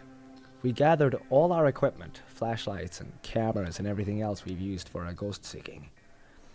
We entered the building, kicking the pile of empty bottles and soda cans on the way. I was up for the challenge, but deep down inside, I was secretly afraid, and I know that Charlie was as well. I wish we knew what we were getting into. "Hello!" Charlie yelled, his voice echoing through the school. We had our cameras on record and our flashlight in our right hands as we walked through the halls of the abandoned school. Everything was calm for the first 15 minutes until we heard the sound of a locker closing. The sound echoed throughout the building. Every sound pretty much had an echo to it. We decided to follow the sound down the hall where the old gym was. According to our research, 8 students were killed in the gym, and we thought that it would be a good place to start. When we entered the gym, we could immediately feel that something was in there. We didn't need our EMF to be sure. The air was cold, and the sound from our walkie-talkies were nothing but static. Something was interfering with the signal. We at least had some light from the moon that shined through the large windows, so it wasn't completely dark. As we were walking through the gym, the bell in the bell tower went off. It must have been midnight. I saw the bell tower through the gym windows, and at the time I thought maybe I was imagining things because I saw someone up there. It was a silhouette of what appeared to be a man. I shook it off and continued what I was doing. Despite the obvious fact of a presence, we weren't getting much activity in the gym. No whispers, no footsteps, no nothing. It wasn't until we were heading out that something happened. A basketball suddenly came rolling towards us from the back of the room, an area where the light wasn't shining. It was an old, dusty ball, and I admit that it had me feeling really uneasy about the situation. I was a veteran at ghost hunting, but I had never experienced something like that. It wasn't much, though, compared to what happened next. We were walking through the halls on the second floor when I noticed something weird about one of the rooms. I looked through the rectangular glass and noticed a TV was on. It was strange because there was no power in the school. As I continued looking, I was startled by a sudden darkness that covered my view. It was completely dark, as if someone or something were blocking it off. "Hey, mate," I said to Charlie, "there's someone in here." "No way there is," Charlie said before looking through the glass himself. We were both shocked, and the reason for that was because we never actually saw a spirit before. All we ever saw were dark shadows in the footage we caught, but this wasn't a shadow, this was something more sinister. According to our research, this was the room where the killer shot himself. He was dressed in all black. When I looked back inside the room, the TV was off and whoever was standing in front of the door was gone. It was standing there for over a minute and I was honestly ready to make a run for it, but Charlie kept me from doing so. I wish he hadn't. We continued walking through the halls. By this time we were hearing all kinds of noises echoing throughout the school. We heard footsteps, lockers opening and closing, and we heard loud crash noises that sounded as if something was being thrown. It seemed the more we stayed in there, the weirder things would get. Charlie thought that if we split up, we'd be able to get more footage faster. "The more footage we get, the less time we'll spend in here," he claimed. Though I agreed with him, I didn't think it was worth it. Nonetheless, I found myself wandering the halls alone. "See anything weird yet?" Charlie asked through his walkie-talkie. Thankfully, I wasn't hearing or seeing anything strange. I kept walking down the halls. My flashlight suddenly started flickering. The batteries were just put in there. There was no way it could have been dying, but it did, and I found myself alone in the dark. Or maybe I wasn't alone. "My flashlight died," I said into my walkie. No reply. "Charlie, you there?" Static. Nothing but static. I could hear someone trying to say something. "He's behind you," whispers from the walkie-talkie. I turned around, but I didn't hear or see anything. I stood there in the dark, amazed I had yet to piss my pants. A minute or two later, I heard a scream that had echoed through the halls. It was Charlie. I didn't know what to do. I screamed his name, and I called over to him over the walkie-talkie, but got no answer. I froze in fear, and I didn't move until I heard a voice echoing through the halls. It sounded as if they were far away, like on the other side of the school. "Steve, where are you?" "I'm over here," I yell. "I can't see shit." I start walking, and then suddenly I was grabbed and pulled into the corner. I was screaming, tried to fight him off until I realized it was Charlie. "Don't do that," I yelled. "I heard you calling me. Why didn't you answer back?" He had a strange look in his face. I could see in his eyes how terrified he was. "That wasn't me. I never called you." We decided that the fame, ratings, or any of that stuff was no longer worth it. We replaced the batteries in our flashlights and walked back to the front entrance. We reached the entrance minutes later, but for some reason the door was locked. We kicked it, punched it, rammed it with our shoulders, but it would not open. We were trapped, and we realized that there was probably no way out. Somebody or something didn't want us to leave, so we decided to stay put. We had our back against the door, and we didn't move. I was greatly regretting ever stepping foot in that damn school, and I'm sure Charlie was as well. I woke up about 30 minutes later. I must have dozed off. I looked around. Charlie wasn't anywhere in sight. Charlie, I whispered into my walkie. where the hell are you? No answer, just static. I stood up on my feet and noticed someone at the end of the hall. They were just standing there, about 50 feet away. Charlie, is that you? I started to walk slowly toward whoever it was. I heard my pulse beating, echoing through the halls, my breath swiftly moving in and out of my mouth, my footsteps faintly touching the floor. As I got closer, I realized it wasn't Charlie at all. I stood still, but I could still hear my pulse beating, my breath still moving swiftly in and out. He was just staring at me. He was probably staring at me the whole time I was asleep, the whole time I was slowly walking toward him. He was in some black janitor suit, and his face was pale with multiple stitches all over. His eyes were dark. I saw the evil within. His head was tilted sideways as he continued to stare. I didn't understand what it was I was looking at. I've never seen a spirit so real before, but he wasn't just a spirit. He was a demon. Run! Something from my walkie yelled, and it most certainly wasn't Charlie. I ran. I didn't know where I was running to. I just ran and didn't look back. I ran to a classroom on the other side of the school, and I locked the door, knowing that if whatever it was a spirit, a locked door wouldn't stop it, but it made sense at the time. I stayed in there for about 10 minutes. It was dark, and I didn't know whether or not someone else was in the room with me. Steve! Steve, it's me! It was coming from my walkie. Where the hell are you, Charlie? I don't know. I woke up in some room. What room? Where are you? I could hear him weeping through the walkie. Steve, I'm scared. He cried. I started tearing up myself. I'd never heard him cry like that before. I'd known him since we were 14, and I'd never heard that. It'll be okay, Charlie. We'll be okay, I cried, hoping I was right. He was weeping uncontrollably. I knew that something was wrong. You don't understand. Look to the right corner of the room. I lifted my flashlight. I didn't understand what the hell was going on. I pointed to the corner and I literally froze in fear.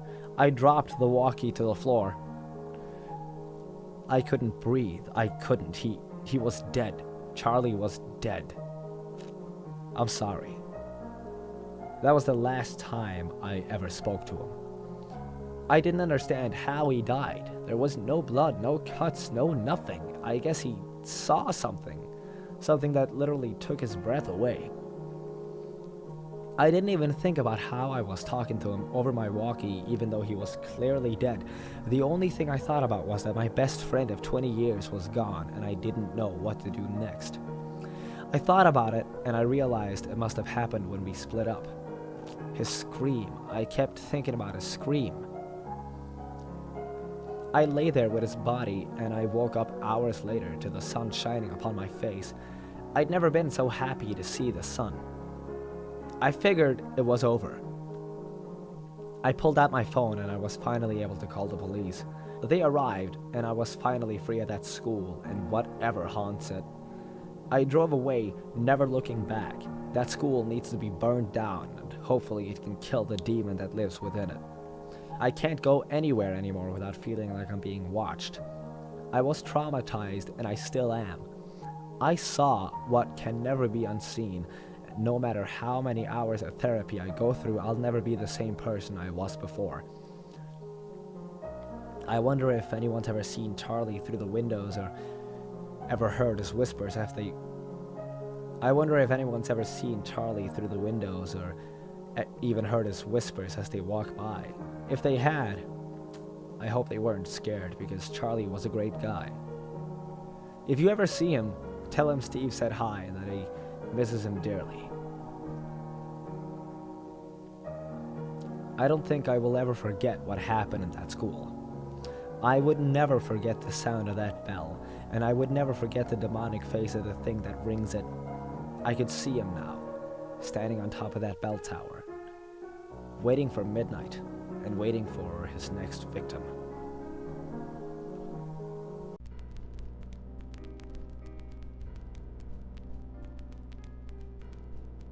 I've never been straight with anybody, so I'm gonna tell you something that's true. I hate my family. My older sister moved to America with hardly a goodbye. My dad's dead, and I always hoped my mom would follow him. Well, one day she did. She left behind a crap load of money and a 6-bedroom house set outside the city and with a stream running beside it. My dad had left her a £2 million fortune, enough for her to live on with change, especially since she was too much of a skinflint to spend any of it. Now she was dead, the house and the money sat there. I didn't expect to see a penny. Me and Mom had always hated each other. We didn't have little spats, we had a full-on feud, and growing up, my cheeks would always be red from where she'd slap me.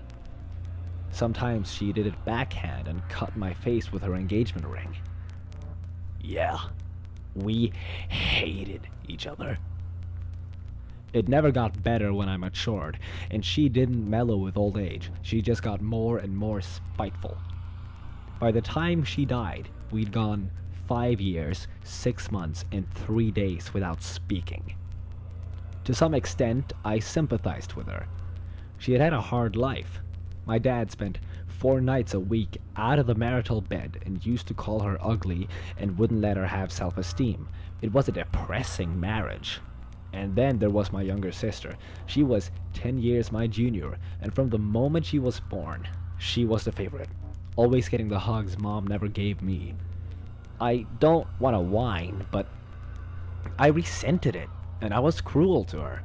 Call it my mother's side getting true. That changed when my sister had her accident. She fell 20 feet out of a maple tree and thumped her head on the floor. They said when they found her, blood trickled out of her ears and she was already comatose. She's never woken up. I told you I didn't expect a penny from the will, so you can imagine my surprise when our family lawyer told me I was the sole heir. Yeah, he was surprised too. £2 million in a 6-bedroom house were mine, but on one condition. I had to move in and become my sister's sole carer. Caring for a coma victim isn't hard, to be honest. You just have to listen out for irregular beeps on the machines they have her hooked up to. She had nurses who came once a day to check on everything, so I didn't have to do a thing, and I was a millionaire for it. But I hated being in the same house as her. I mean, she's my sister and all, but after so long in a coma, you're already dead. That, coupled up with how she looked, I mean, I couldn't see her as my sister. She was a woman, technically, but she never developed. She was more like a freakishly tall child. Her bones stuck out, her skin was gray, and her face had the absent look of a corpse. At the beginning, it was unnerving sleeping in the room next door to her. I'd lie in bed trying to sleep, but all I could think about was her on the other side of the wall, immobile and mute. One night, she scared the hell out of me. I was stretched on my bed, lights off, the house as silent as ever. I heard a bang from my sister's room and something clattered to the floor. I thought she'd fallen out of bed, like maybe the nurse had left her in a funny position. I'd ran in her room, but she was laid down like always, face staring absently at the ceiling. On the other side of the room, a photo frame was on the floor. A few nights later, the nurse called in sick, so I checked on my sister myself. I made sure she was nowhere near the edge of the bed. I'd gotten paranoid and switched off all the lights. It was too early to go to bed, so I had a few drinks. The thing about my bladder is it only acts up when I'm in bed, and sure enough, as soon as I tried to go to sleep that night, I had an urge to go to the toilet. On the way there, I noticed my sister's door slightly ajar. I probably hadn't closed it right, but after the photo frame incident, I thought I better check. Everything seemed fine, but when I looked at my sister, I was sure she was wearing a different gown. I wouldn't bet my dead mom's house on it, and you write that kind of thing off, don't you? It must have been a trick of the brain. That explanation satisfied me, and I slept for a few hours. But the next day had me doubting myself again. The nurse was well enough to visit the next night, and she did the usual checks. Before she left, she grabbed me for a word. "I'm sorry about last night," she said. "It was short notice, but you did a great job." "Oh, it was nothing," I said. "No, you were great. I didn't think you'd change your clothes and everything." That got my attention. I didn't press it, because the nurse would never believe me, but you can bet I didn't sleep easy from then on. Every reasonable explanation ran through my head. Did I change them and forget? Was the nurse mistaken? I didn't have a clue. All I know is that I never went into my sister's room if I could avoid it. A few weeks later, I didn't have a choice. The machines she's hooked up to have alarms, and one night they started making a racket. I got my ass into her room as quickly as I could, and as soon as I did, the alarm stopped. It was a big relief. Then, I looked at my sister's face. Her mouth was wide open, an enormous cavity aimed at the ceiling, the corner of her lips crooked. They said it was just a reflex, but as much as I wanted to buy it, I still moved my bedroom to the other side of the house as far away as I could get. I'd hear noises every night, scaring the crap out of me every time. I lost sleep, and I was a stressed out wreck. As pathetic as it sounds, I didn't dare go check on her.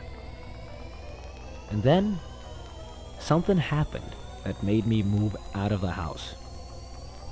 It was a rare night where I felt like I was gonna get some sleep.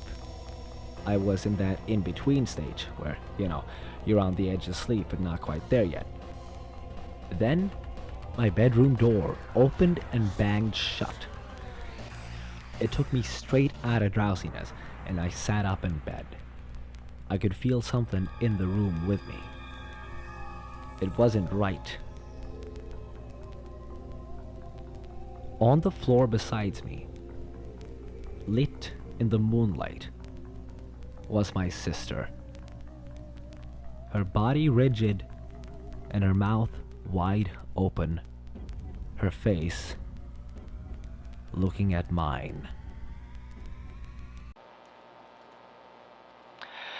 In 1983, a team of deeply pious scientists conducted a radical experiment in an undisclosed facility. The scientists had theorized that a human without access to any senses or ways to perceive stimuli would be able to perceive the presence of God. They believed that the five senses clouded our awareness of eternity, and without them, a human could actually establish contact with God by thought. An elderly man who claimed to have nothing left to live for was the only test subject to volunteer. To purge him of all his senses, the scientists performed a complex operation in which every sensory nerve connection to the brain was surgically severed. Although the test subject retained full muscular function, he could not see, hear, taste, smell, or feel. With no possible way to communicate with or even sense the outside world, he was alone with his thoughts. Scientists monitored him as he spoke aloud about his state of mind in jumbled, slurred sentences that he couldn't even hear. After 4 days, the man claimed to be hearing hushed, unintelligible voices in his head. Assuming it was an onset of psychosis, the scientists paid little attention to the man's concerns. 2 days later, the man cried that he could hear his dead wife speaking with him, and even more, he could communicate back. The scientists were intrigued, but were not convinced until the subject started naming dead relatives of the scientists. He repeated personal information to the scientists that only their dead spouses and parents would have known. At this point, a sizable portion of scientists left the study. After a week of conversing with the deceased through his thoughts, the subject became distressed, saying the voices were overwhelming. In every waking moment, his consciousness was bombarded by hundreds of voices that refused to leave him alone. He frequently threw himself against the wall, trying to elicit a pain response. He begged the scientist for sedatives so he could escape the voices by sleeping. This tactic worked for 3 days, until he started having severe night terrors. The subject repeatedly said that he could see and hear the deceased in his dreams. Only a day later, the subject began to scream and claw at his non-functional eyes, hoping to sense something in the physical world. The hysterical subject now said the voices of the dead were deafening and hostile, speaking of hell and the end of the world. At one point, he yelled, "No heaven, no forgiveness," for 5 hours straight. He continually begged to be killed, but the scientists were convinced that he was close to establishing contact with God. After another day, the subject could no longer form coherent sentences. Seemingly mad, he started to bite off chunks of flesh from his arm. The scientist rushed into the test chamber and restrained him to a table so he could not kill himself. After a few hours of being tied down, the subject halted his struggling and screaming. He stared blankly at the ceiling as teardrops silently streaked across his face. For 2 weeks, the subject had to be manually rehydrated due to the constant crying. Eventually, he turned his head and, despite his blindness, made focused eye contact with the scientist for the first time in his study. He whispered, "I have spoken with God, and he has abandoned us," and his vital signs stopped. There was no apparent cause of death.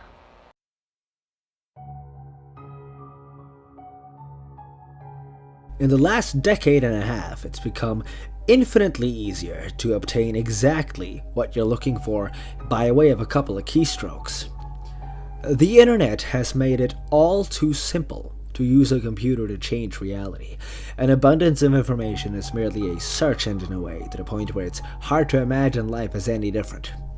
Yet, a generation ago, when the words streaming and torrent were meaningless save for conversations about water, people met face to face to conduct software swap parties, trading games and applications on Sharpie-labeled 5¼ inch floppies. Of course, most of the times the meets were a way for frugal, community-minded individuals to trade popular games like King's Quest and Maniac Mansions amongst themselves. However, a few early programming talents designed their own computer games to share amongst their circle of acquaintances, who in turn would pass it on until, if fun and well designed enough, an independently developed game had its place in the collection of aficionados across the country. Think of it as the 80s equivalent of a viral video. Pale Luna, on the other hand, was never circulated outside of the San Francisco Bay Area. All known copies have been long disposed of, all computers that have ever run the game now detritus, buried under layers of filth and polystyrene. This fact is attributed to a number of rather abstruse design choices made by its programmer. Pale Luna was a text adventure in the vein of Zork and the Lurking Horror, at a time when said genre was swiftly going out of fashion. Upon booting the program, the player was presented with a screen almost completely blank except for the text, "You're in a dark room. Moonlight shines through the window. There's gold in the corner, along with a shovel and a rope. There's a door to the east. Command?" So began the game that one writer for a long-out-of-print fanzine decried as enigmatic, nonsensical, and completely unplayable, as the only commands that the game would accept were pick up gold, pick up shovel, pick up rope, open door, and go east. The player was soon presented with the following. Reap your reward. Pale Luna smiles at you. You are in a forest. There are paths to the north, west, and east. Command? What quickly infuriated the few who've played the game was the confusing and buggy nature of the second screen onward. Only one of the directional decisions would be the correct one. For example, on this occasion, a command to go in a direction other than north would lead to the system freezing, requiring the operator to hard reboot the entire computer. Further, any subsequent screens seemed to merely repeat the above text, with the difference being only the directions available. Worse still, the standard text adventure commands appeared to be useless. The only accepted non-movement related prompts were use gold, which caused the game to display the message, not here. Use shovel, which brought up, not now. And use rope, which prompted the text, you've already used this. Most who played the game progressed a couple of screens into it before becoming fed up by having to constantly reboot and tossing the disc in disgust, writing off the experience as a shoddily programmed farce. However, there is one thing about the world of computers that remains true no matter the era. Some people who use them have way too much time on their hands. A young man by the name of Michael Nevins decided to see if there was more to Pale Luna than what met the eye. 5 hours and 33 screens worth of trial and error and unplugged computer cords later, he finally managed to make the game display different text. The text in this new area read, Pale Luna smiles wide. There are no paths. Pale Luna smiles wide. The ground is soft. Pale Luna smiles wide. Here. Command? It was another hour still before Nevins stumbled upon the proper combination of phrases to make the game progress any further. Dig hole, drop gold, then fill hole. This caused the screen to display, Congratulations! 40.24248 minus 121.4434. Upon which the game ceased to accept commands, requiring the user to reboot one last time. After some deliberation, Nevins came to the conclusion that the numbers referred to lines of latitude and longitude. The coordinates led to a point in the sprawling forest that dominated the nearby Lassen Volcanic Park. As he possessed much more free time than sense, Nevins vowed to see Pale Luna through to its ending. The next day, armed with a map, a compass, and a shovel, he navigated the park's trails, noting with amusement how each turn he made corresponded roughly to those that he took in-game. Though he initially regretted bringing the cumbersome digging tool on a mere hunch, The path's similarity all but confirmed his suspicions that the journey would end with him face to face with an eccentric's buried treasure. Out of breath after a tricky struggle to the coordinates, he was pleasantly surprised by a literal stumble upon a patch of uneven dirt. Shoveling as excitedly as he was, it would be an understatement to say that he was taken aback when his heavy strokes unearthed the badly decomposing head of a blonde-haired little girl. Nevins promptly reported the situation to the authorities. The girl was identified as Karen Paulson, 11, reported as missing to the San Diego Police Department a year and a half prior. Efforts were made to track down the programmer of Pale Luna, but the nearly anonymous legal gray area in which the software swapping community operated inescapably led to many dead ends. Collectors have been known to offer upwards of 6 figures for an authentic copy of the game. The rest of Karen's body was never found.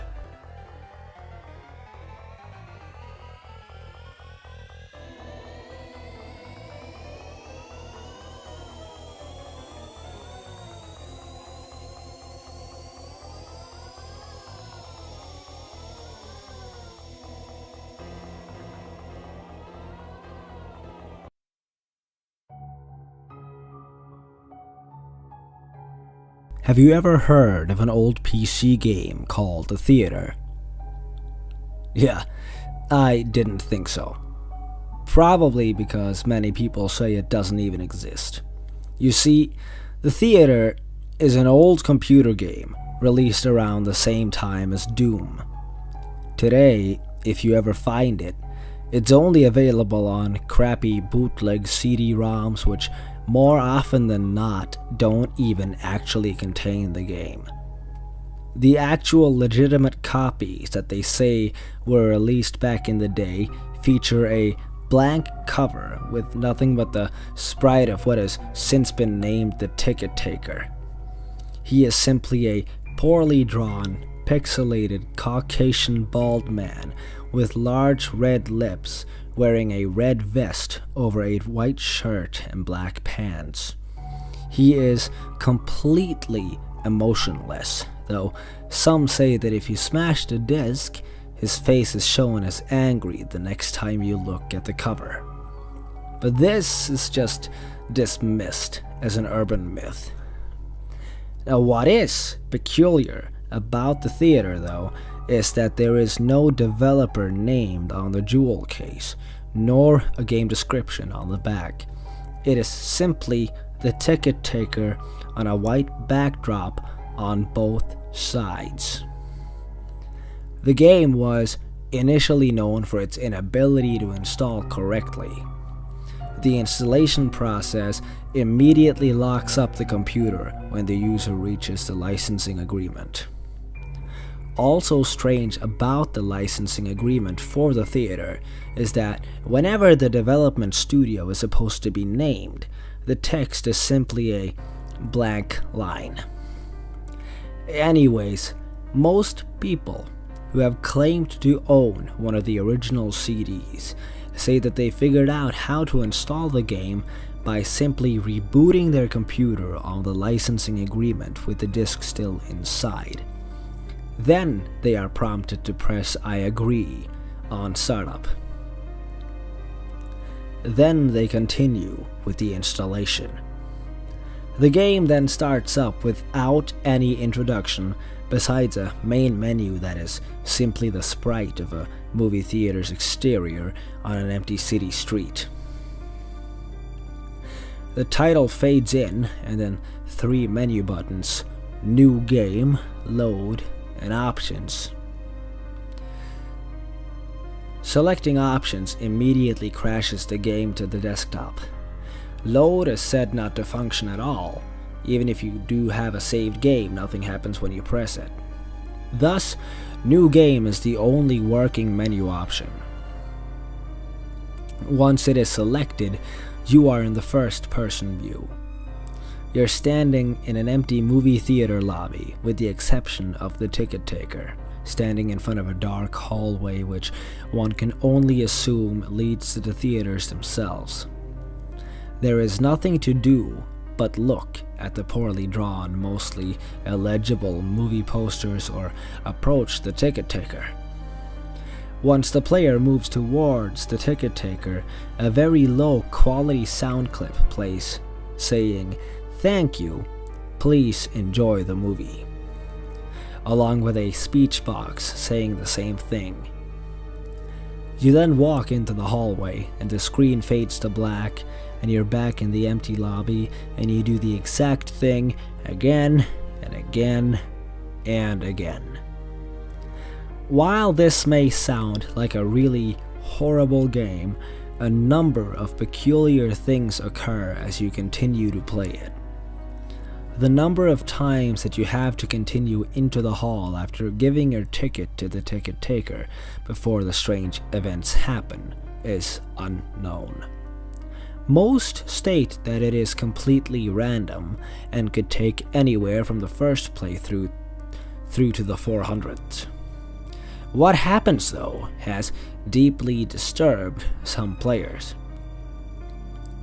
The first occurrence is when the player fades back in after walking into the hallway.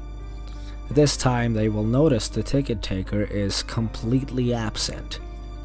The player, then without any other options, decides to walk into the dark hallway. The sound clip and text box mentioned previously still play in the absence of the ticket taker, but when the player walks into the hallways, the screen does not fade out. It goes pitch black as they walk deeper into the hall, but the player's footsteps sound clip is still playing as they continue to push the up button on their keyboard. Those claiming to have played the original game report to have felt extremely uncomfortable walking down the hallway, anticipating the whole way something horrible happening. Well, eventually the player is unable to move forward. There is nothing for a few moments before a strange sprite that is described as the ticket taker but with a swirl for a face appears and stands before the player. The original players of the game say their bodies immediately froze up and their stomach churned when they saw the sprite, which has been appropriately named the Swirly Head Man. Nothing happens as the Swirly Head Man stands before them. Then suddenly a piercing screech plays as the game glitches out. This lasts for a few minutes, with the screeching being continuous. Then the player is abruptly returned to the lobby with all the sounds and graphics being as they should be. The game continues normally for the next couple of cycles of entering the hallway, with a couple of the original players claiming the Swirly Headman would briefly appear and disappear in the corner of the screen as a brisk yelp sound effect plays. Then, at some point after meeting the Swirly Headman, the player sees the ticket taker pacing back and forth. Though there is no walking animation, the sprite's limbs are completely static, so he just hops up and down slightly as a substitute, with his eyes being wide and his mouth open to stimulate a worried facial expression. Some players noted that the movie posters had been replaced with images of the Swirly Headman, which caused them to immediately turn their characters' heads away from the posters and approach the ticket taker. Then another different low-quality sound clip plays, but the speech box contains nothing but corrupted characters that cause whatever text that would have been in the box to be completely illegible. Due to the extremely low quality of the sound, it is debated by players what exactly the ticket says at this point, though it is widely agreed that he says never reach the other levels. Then the screen fades out once again and returns the player back to their starting point in the lobby, but the ticket taker is gone and the hallway is blocked by a large brick wall sprite. touching the brick wall will immediately crash the game, and that's all there is to it. No one knows what the other levels are or how to gain access to them, nor is it known why the swirly headman causes such acute fear in those who have seen him in the game. All the original copies of the theater have either been lost or destroyed. But the creepiest part is the fact that all the original players of the game claim to occasionally see a brief glimpse of the swirly headman out of the corner of their eyes.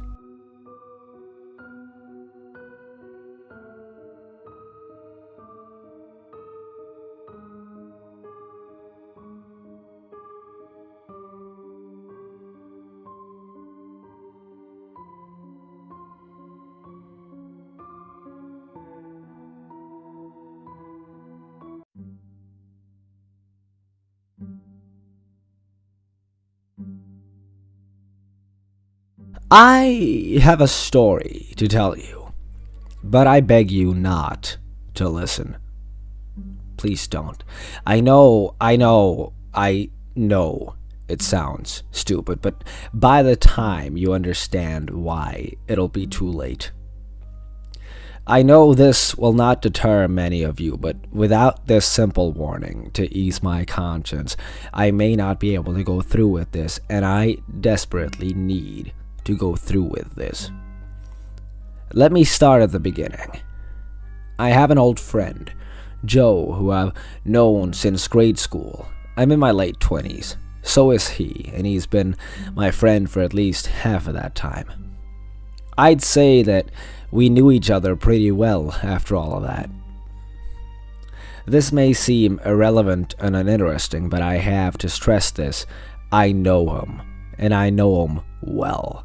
What he did was nothing he could have ever done without some outside influence. On the night of Friday, January 23rd, I was driving to his apartment to pick him and his roommate up. We made plans to go out, hit a couple of bars, and generally have a good start to the weekend. When I arrived, there were a number of police cars and ambulances outside the complex. I was, of course, curious, as I, like many other people, rarely see such sights. As I got closer, I noticed a body covered in a bag in the street, surrounded by glass and no more than a few feet from a badly dented car. I'm rather horrified, coming to the conclusion that someone was hit by a car and killed right outside the complex. As I finished gawking, I made my way inside and up the stairs to the 3rd floor. That's where my friend's apartment is, and that's where I found it wasn't a simple accident. The police were upstairs as well, talking to the residents and taping off one of the apartments, my friend's apartment. Panicked, I asked one of the officers what happened, why my friend's apartment was taped off. I told him I was supposed to be meeting them for drinks and asked if they were okay. The officer told me that it appeared that Joe had butchered his roommate with a kitchen knife and thrown himself through the plate glass sliding door into the street below. I was a ghost, shaken so badly I could barely answer the simple questions the officer asked me upon finding out that I knew the victims. My mind couldn't process it. I knew him. He'd never do such an atrocity. It didn't make sense. I made my way back to the car in silence and drove home as though on autopilot. I couldn't get the shock of it all out of my head. My wife asked me what happened, and I explained it to her. She was shocked as well, but she didn't know him like I did. I told her I needed a bit of time and went to my room. She let me be. Lost, I found myself at my computer. I'm not really sure why I did it, but I found myself checking his email. I know the passwords he commonly used, so it was hardly an issue to find the right one. I thought perhaps he had friends online who I needed to tell, or maybe I thought I'd find a window into what caused this. I really don't know. If I knew then what I know now, I would have never done what I did. I scrolled through his inbox, looking for familiar names. Joe, I, and several friends kept in touch online, and I instantly recognized several of those names in the last few days. The most recently opened email was what looked like a spam email with an attachment and no other information. Curiosity got the better of me, and I opened it. The file itself was a picture, named nothing but a seemingly random string of numbers. It was simply a man, seemingly normal at a glance, but the longer I stared at it, the more disturbed I became. He stood staring, with a grin sinister and unsettling, with eyes that were both vacant and focused at the same time. That terrible grin seemed to widen the longer I stared, and for minutes I was fixed at that horrible face, eyes burning as they stared back at me with equal intensity. Finally, I tore my gaze away to find the only other thing in the mail, a single word, a word I cannot repeat. Not yet. I need to tell my story. I couldn't take the sight of it anymore. I had to close it. The face was still looking at me. I swear I could still feel his grinning stare. As I went to log out of his mail and put that horrid thing out of my mind, I noticed the time it arrived. January 23rd, 5:35 p.m. We were supposed to meet at 6.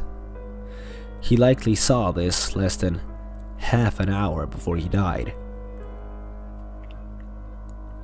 For the next several days, I tried to get it out of my mind. I attended my friend's funeral. I tried to go on with my life, but I kept feeling uneasy. Every time I closed my eyes, it felt like someone was watching me.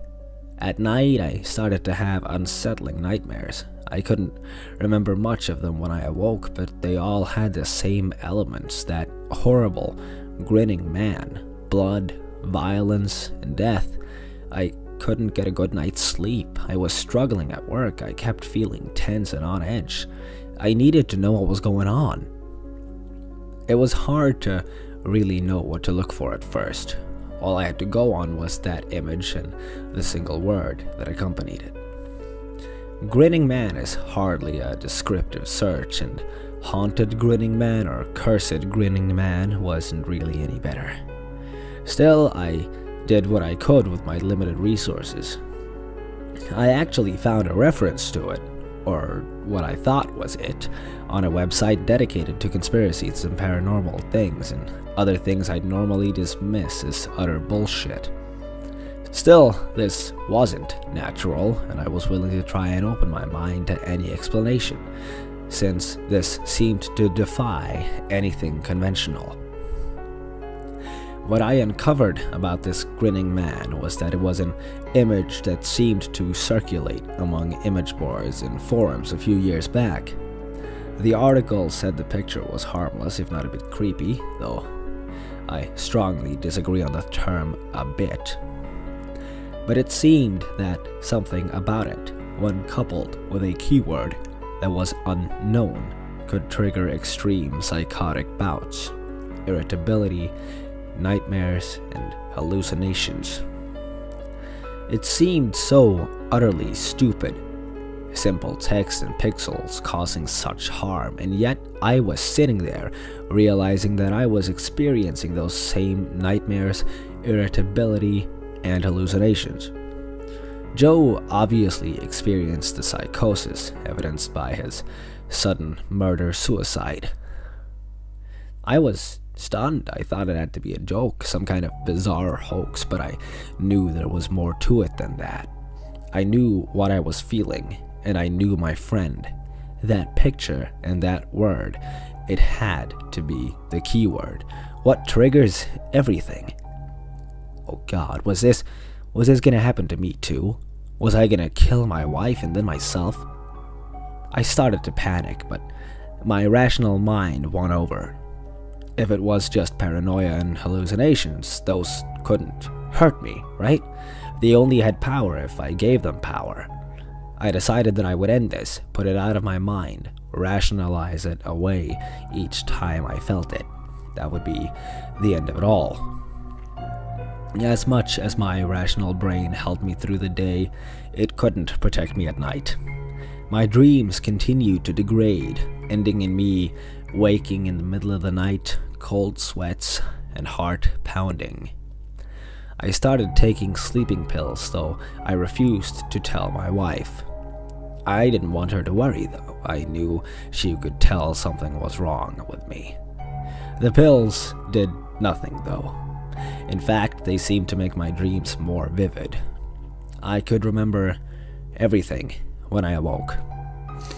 Every horrible, bloody detail, that grinning, inhuman face. I found that I started sleepwalking. The first night I woke, curled in the bathtub, then in the kitchen. 3 days later, with a knife in my hand and the bloodied remains of our black lab at my feet. I can't even remember the next things that happened after that. I know I cleaned up our dog, hid him in a trash bag, and said he ran off in the night and got lost. I was terrified. I had no idea what to do. I tried to medicate myself heavily. I locked up all the knives in the house. My wife knew there was something terribly wrong, but I refused to say anything. I don't even know if I could at the time. The only thing I can still remember clearly was the dreams. I was irate and easily spooked at the smallest of things. I thought it had to just be my nerves from all this and lack of sleep, but I remembered my friend, the website. I knew I was getting worse. The thing I remember most about the dreams, aside from that horrible grinning man, is the emotions. I felt each death that was inflicted in the dream like it was real. Like it was my own hand disemboweling my friends, my family, and random strangers against my own will. Like each death, each vision of terror he showed me was not just a vision, but my own work. Each horrible death in the dream made him grin a little wider. He wanted me to snap. He wanted me to become exactly what he was showing me. He wanted me to become him. So I come here to tell you this because I'm desperate. I need help. You see, I can't bear the thought of harming my wife, the woman I love most in this world, yet I know it's inevitable. He's always there, watching and grinning, knowing I'm close to breaking and nudging me ever closer to the edge. I know what he wants. I can't let him have that. I don't know any other way out. I'm reaching out to you in hopes that he will leave me alone. Maybe if you, the careless reader who I warned away, will give him what he wants, he'll let me be.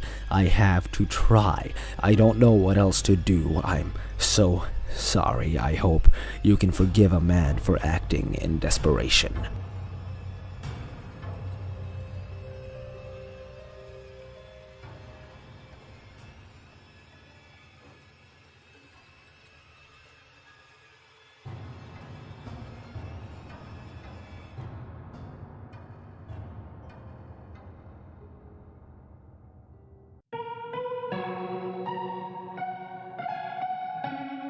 It had been 3 years since my family had last gone on a vacation to Florida, something we did annually before the recession hit. Since we now had enough money, my parents decided, under the popular demand of my sister and I, that we go to Walt Disney World again. We were both teenagers, and our parents kind of saw this as a bit juvenile, but they decided it would be fun anyways. I couldn't wait to finally go back, and neither could my sister. Being avid theme parkgoers as well, we were especially attracted to the creativity and the, magic, as one would say about the rides there. They never got old and had their share of nostalgia and excitement. However, there was one other reason I wanted to go. You normally associate Disney World with words such as excitement and happiness, but with these characterizations come counterbalances. After scrolling through OMG Facts one night, I came across a rather interesting fact. It was about an abandoned water park in Walt Disney World, apparently named River Country. I was absolutely appalled by this, since I'd previously thought of Disney in a more idealistic and perfect way. The water park was directly on the shores of Bay Lake, being that huge, stagnant body of water adjacent to the Magic Kingdom. River Country was, and still is, on the same side as the theme park just mentioned, but right next to a resort called Walt Disney's World Wilderness Resort.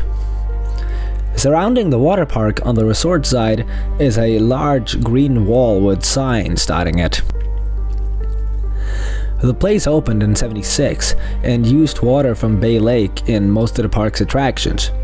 It was very rustic and wilderness-based in design and contained artificial rocks that resembled those used on another attraction, Big Thunder Mountain Railroad. There was a dam present to keep chunks of dirt and mud from getting into the water too, so guests didn't have to worry about swimming in an artificial bog created by water from the lake. It was open for 25 years, closing its doors in 2001, and in 2005, a statement released by Disney said that the park would be closed for good. So, for about 11 years, River Country has been sitting abandoned. Nature is in its advanced stages of reclaiming the area, but the slides remain, and so do the artificial rocks, and the small pond, now a swamp, that was used for swimming. Many urban explorers have infiltrated the area, jumping over the walls to get footage of the abandoned water park. One of the most controversial things about the park nowadays is why it closed, which is what I was destined to find out. I wanted to see some real footage of the area before it closed as well, since from what I'd heard, it was very joyous and bustling with tourists compared to its ghost town status today. I was without internet at the time, so about 2 days before we were planning to leave, I went to the local library, which archived many old videos that people in my community had dug up in their attics and donated to the library to be part of a small historical society. Hoping that I might find some good footage, I asked the librarian if they happened to carry any videos concerning family vacations. She nodded and brought me to a small section containing many old VCR cassettes and a few DVDs here and there. After about half an hour of searching, I finally came across a cassette with the words "The Old-Fashioned Swimming Hole" inscribed on the top of it. This was a term used to describe River Country during its glory days, so I took it, almost certain that it was the footage I was looking for. I asked the librarian if I could sign it out, but she told me that the historical videos had to stay in the library. I could, however, watch the video in a small conference room behind the front desk. The librarian led me into the windowless room, and I took a seat in front of the television. She left the room and closed the door so that the audio would not disturb any of the other library patrons. I popped the cassette into the VCR under the TV and turned the lights off so I could see the video better. For about half a minute or so, the screen was grey and was accompanied with a loud beeping noise typical for old VCR cassettes. The grey soon disappeared, showing footage of two individuals in front of the entrance to River Country. They were both men, and it was either very late at night or very early in the morning, as nobody else was in the park. Very few of the water park's lights were on either. On the bottom left corner of the screen, the date November 1st, 2001 was displayed. This was significant because the water park closed for good the very next day, on November 2nd. The two men were talking about how they'd been denied entrance to the park in the morning since it had reached its guest capacity limit. They also stated that at only these hours of the night could they get past the park security. The two walked up to the bigger water slides in the park, which led directly into the pond supplied by the green water of Bay Lake. Once they both got to the top of the slide, which was encircled by artificial orange rocks, one man prepared to slide down. The two laughed over what seemed to be an inside joke, and finally the cameraman ended up pushing his friend down. I heard him scream in delight as they descended to the pond. The cameraman then proceeded back the way they came to get to the slides and across a bridge that traversed a small lagoon. He ended up back at the pond's shore where the sound of a splash was heard. This is when the video started to unsettle me a little. After waiting at the shore of the pond for about 3 minutes, nobody surfaced. The cameraman began to cry his friend's name frantically and started to run back to get help at the Fort Wilderness Resort. He stopped abruptly, though, at what seemed to be the kiddie area, a small, shallow pond, on hearing a faint cough. He instantly turned around and saw a barely visible shadow about 10 or so feet behind him. Relieved, the cameraman started to approach his friend, glad that he was okay, but again he abruptly halted. The friend's head was hanging down, and he slowly inched it up. The cameraman started to hyperventilate as the features of the other man's face began to show. Crimson, dry blood was caked around his mouth, and some was even dripping off his chin. He was missing all the hair on his head as well, but one of the most disturbing parts of this image was that there was some patches of skin missing that revealed parts of the man's skull and jawbone, and he was even missing his right eye, leaving an empty socket. I became severely nauseous at the sight of this, to the point where I was swallowing my own vomit. My heart also began to race as fear started to settle in my body. As the last minutes of the film approached, the horrendous figure muttered something that sounded like, "There is no hope under the water." With that, the cameraman ran for his life, wheezing and panicking throughout his ordeal. I wanted to turn the television off and run myself, so I bolted to the door and leading out of the room. I reached for the doorknob but paused. The television was giving up the sound of an old furnace found in the basement of a home, just in a softer tone.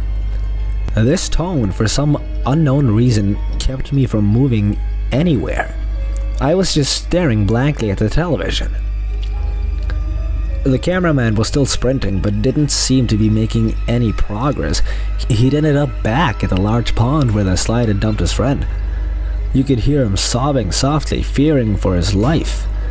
Suddenly, the tape began to gradually slow down as the man frantically looked from side to side. The audio volume, along with the furnace sound, went up as the video lagged. Haltingly, the cameraman turned all the way around and shrieked at the sight of his friend. The video paused on this frame, exposing the caked blood all over the other man's face. The top of his skull bone was now completely exposed, his right eye still missing. His mouth was wide open, and coming from it was what looked like a combination of the water from Bay Lake and bile. This stayed on the screen for about 10 seconds, and switched to a black screen displaying one single message. The epidemic begins today. Instantly, the power went out, and I was left alone in the darkness of the conference room. I became so terrified as I couldn't see a thing, and I couldn't see the door either. I began to shake in absolute fear. River Country had closed because of this, and it was obvious. Walt Disney World had been keeping a disgusting secret.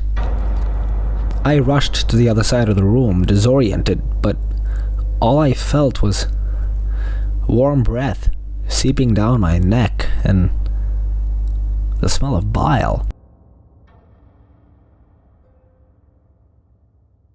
River Country is an actual abandoned water park that's been sitting dormant in Walt Disney World for over a decade. Oddly, the lights are still on within the area and the music still plays as well. Many theories have come up about its closing, but one of the most plausible ones, and one that's been confirmed by Walt Disney World employees, is that a deadly type of amoeba was found within the water of Bay Lake, which was used to supply many parts of the theme park. This amoeba can cause severe illness or even death, so as a precautionary measure, Disney closed the park for good.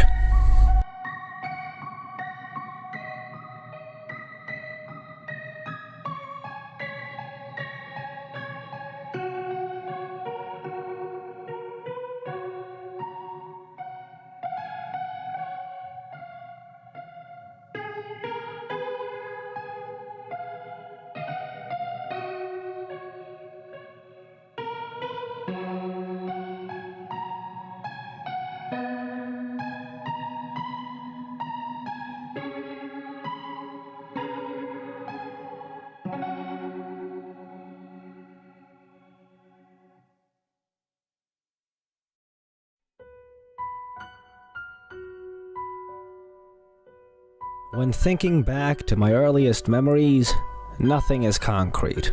A string of hazy images come to mind like random snapshots out of time, each one associated with certain feelings and emotions. They're imbued with a mystical, dreamlike quality, a gift born of childhood naivete. The magic of every Christmas when Santa was still real, for example, is an experience of pure joy that is lost with maturity.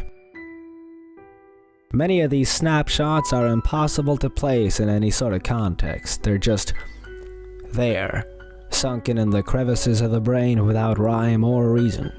Playing with my dad's beard in a wood-paneled room, him smiling down at me, it's comforting. Or discovering a long row of marching ants in someone's wooded backyard all by myself is exciting. Some of them don't even seem real in hindsight. Did I actually fall down from that tree by the lake only to land on my feet without a scratch? Or was it really a dream? I don't think so. Sure, I have memories of distant dreams, but there is a clear distinction between the dreams and reality of my past. I don't know how I can tell, I just can. For this reason, one memory has always troubled me. The experience was so surreal, and yet certain details stand out with marked clarity.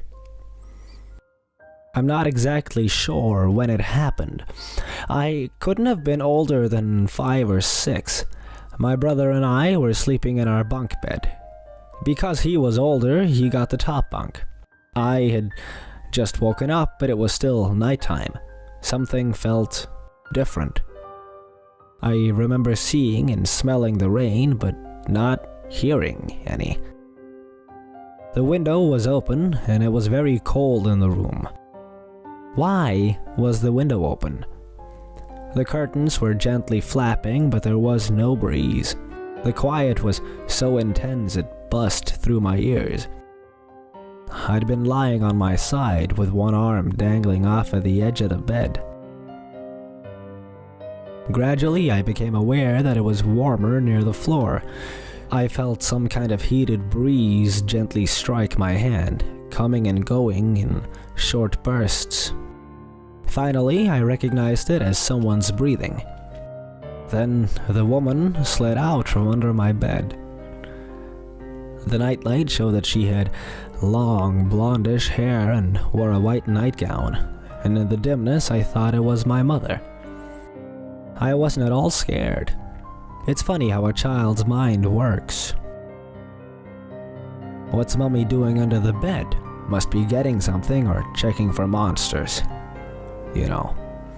I was too tired to say anything and remained motionless, watching. The woman was on her back, but her face stayed in the shadows. She rolled over and crawled on all fours to the far end of the bed, and then glided up the ladder to the top bunk. Her every movement was silky smooth and completely silent. She reminded me of a white ribbon dancing in the wind.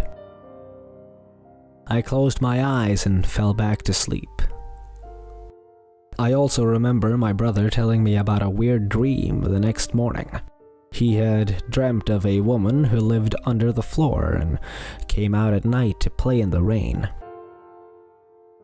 When her clothes got soaked, she went back inside and would whisper things to anyone who was sleeping. It became a recurring dream for him until our family moved out of that house. Strange what the brain chooses to remember.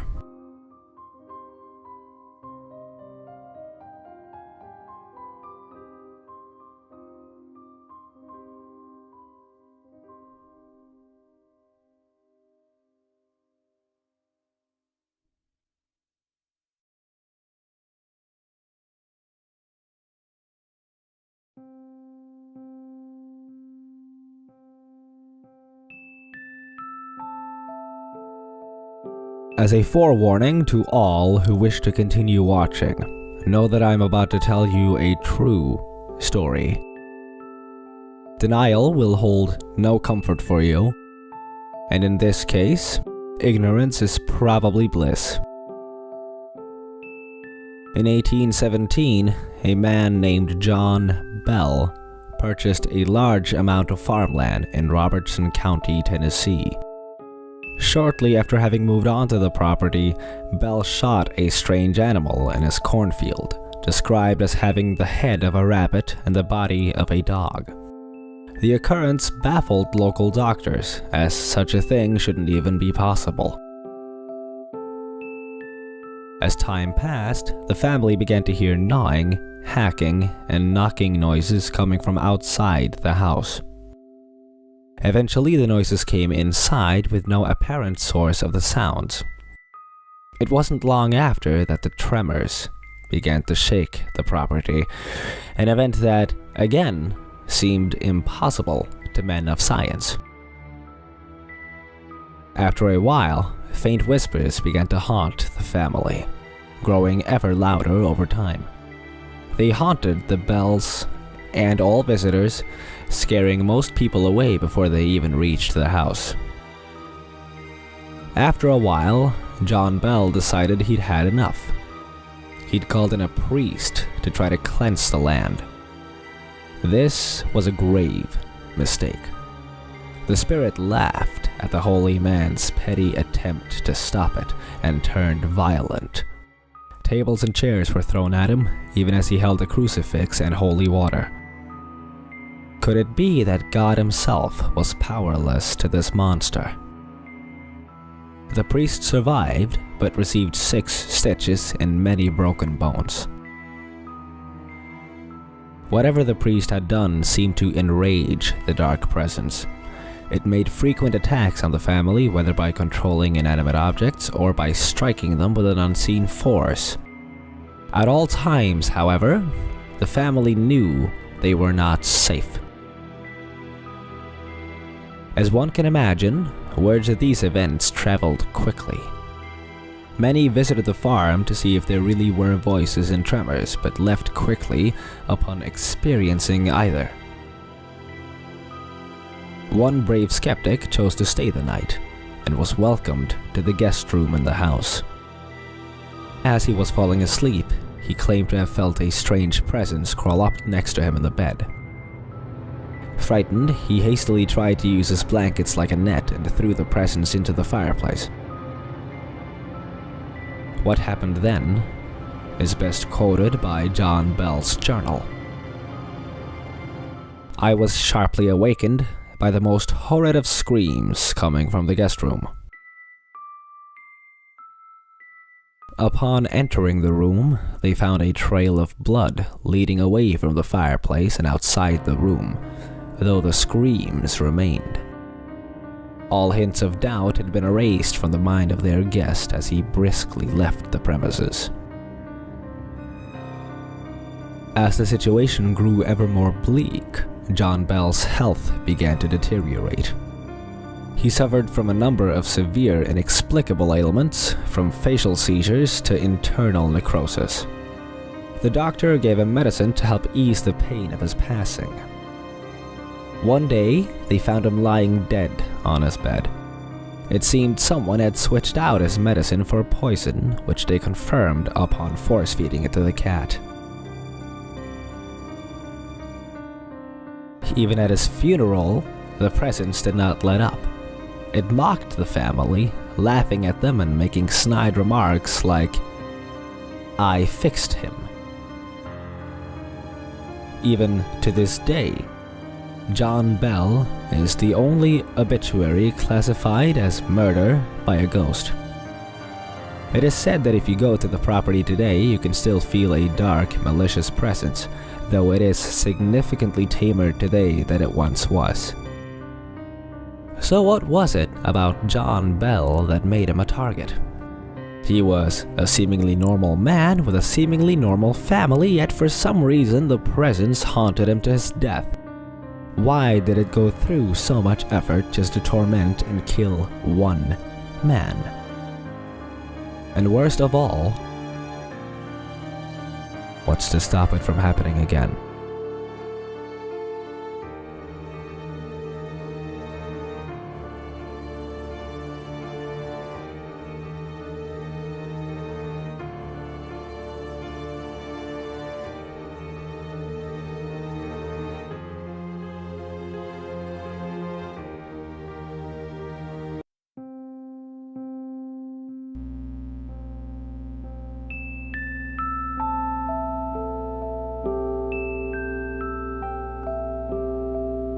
About 5 years ago, I lived downtown in a major city in the US.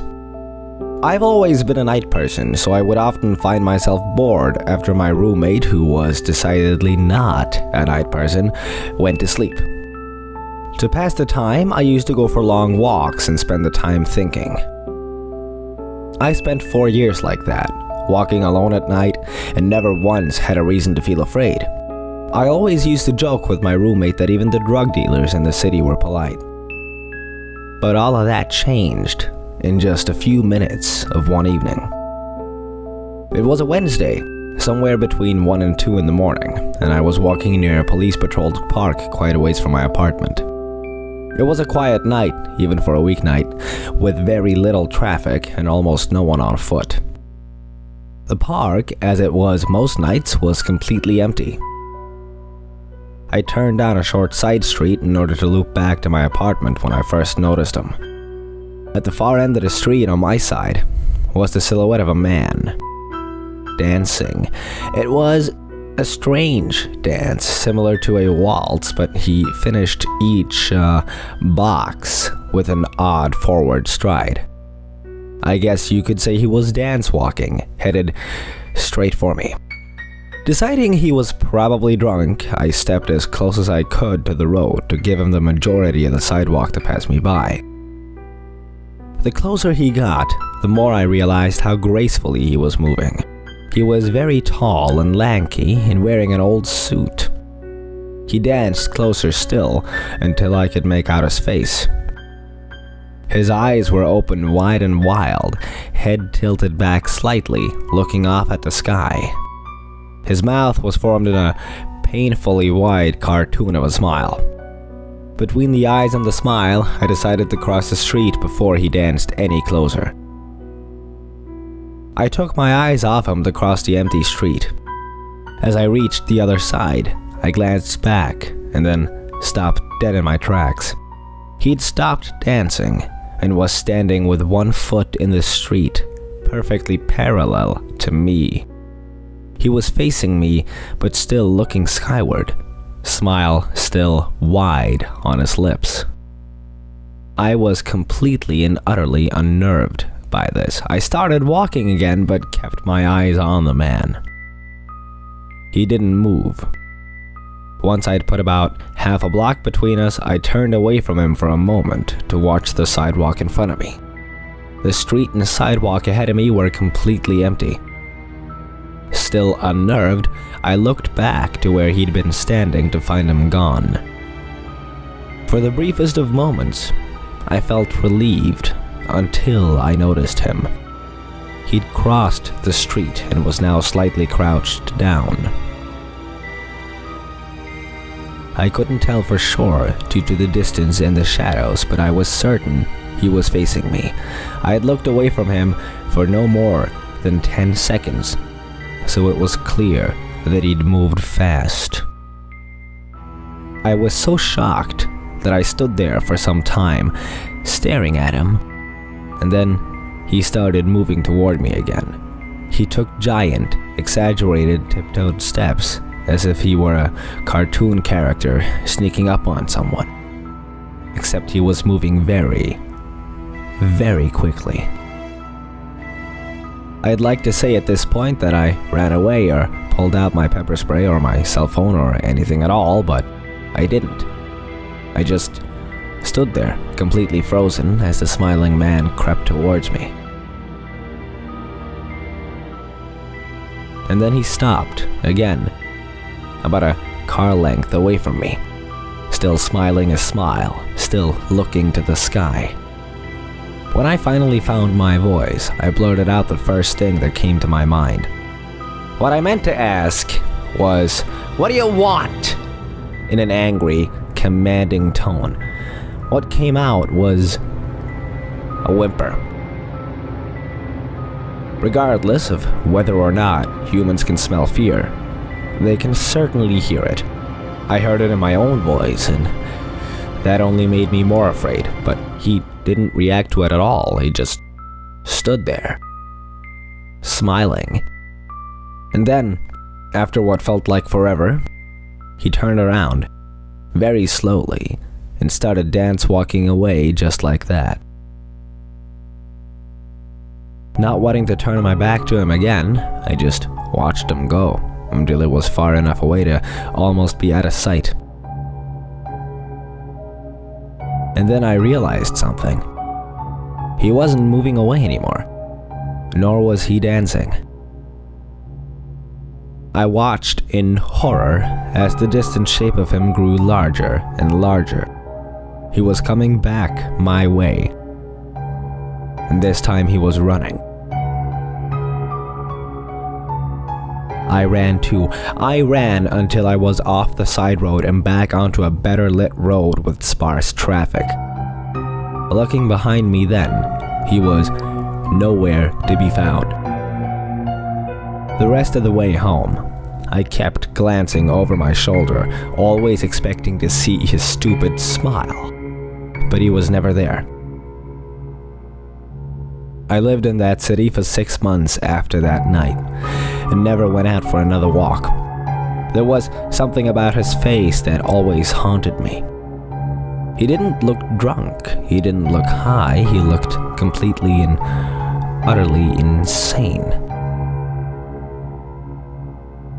And that is a very scary thing to see.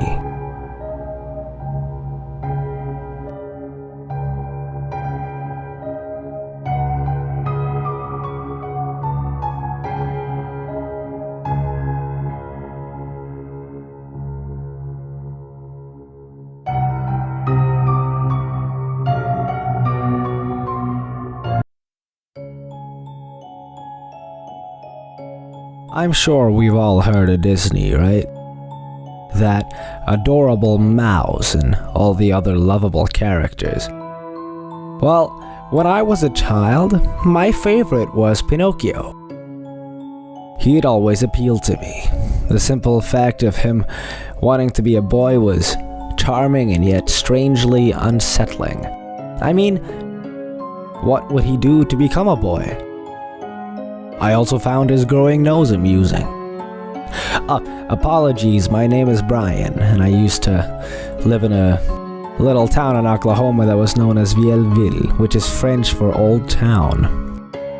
I used to live near some people who loved Disney, and I mean they loved it. So much so that their car had Mickey ears. They seemed like nice people. I didn't get to talk to them much, but from what I heard from other people, they were strange. All they talked about was Disney. I even heard a story of a guy who threw them out. He actually died a few days later. The police found him dead on the floor with some white goop surrounding him. Nothing else was found, just him and that strange white goop. As any murder story in a little town, it popped up on the news as, well, breaking news. Typically, I believe what's on the news, but this time my brain had a different idea. It told me that all of what they were saying was crap. I don't know who or what killed him, but the main thing I had to question was the goop. Who would spread goop over a corpse, and what was it? I did get scared, and I couldn't sleep for several nights. Well, they left that house a few months back. I don't know why, they just left. No rhyme, no reason. It was actually very strange. They left after the murder took place, but after they left, no one could find them. So the police couldn't ask questions or anything. Typically at this point, I'd give you my thoughts and everything, but this isn't a murder mystery. This is about a rather strange encounter I had at that home. Why I went there will be explained, so keep listening. Well, I heard that in that house they left a few treasures. One of those being a rather large Pinocchio doll. Of course, hearing this, my child sparked up inside me, and I wanted that thing so bad. I thought it would be bad to go in there and steal, but then I heard of two guys that went in there and got items and actually sold them for some good money. That really sparked something inside me, and I began to think and think. If they could go in there, so could I. It may seem that I wanted to sell the doll for money, but no, I wanted it for myself. I have no kids, in case you're wondering. I bounced back on the idea for a few days. One day I thought I would go there, but then my angel side said no, but after about 4 days of haggling with my own mind, I couldn't help it any longer. I felt something wash over me. Yeah, I felt agreed and eventually decided to go in there. I took the next opportunity I got, which happened to be 5 days after I'd heard of the other two guys. It seemed to all fall in place perfectly. The day after I decide to go there, I get my opportunity. Was this destiny? Nah, just my mind going on. It was a rather normal day. I didn't seem to have anything special to do, so I saw the opportunity and took it while I had the chance. My days seemed to stay on a schedule, but that's another story. I brought 3 things: a bag, a camera, and a flashlight. I knew it would be dark, so I got the flashlight. The bag was for storing whatever I would take with me, and the camera was so I could show my friends so they wouldn't think I was a lying rat. After I got it all ready, well, I was ready to go on this little adventure. Then it came. The night was upon me. It had come much faster than I expected. It had only taken me about 10 minutes to get everything ready. I made sure of my surroundings, and then I set off. Like I said, I didn't live very far away, maybe like a block. I mean, if I were to stand on a very high thing, then I would be able to see their house.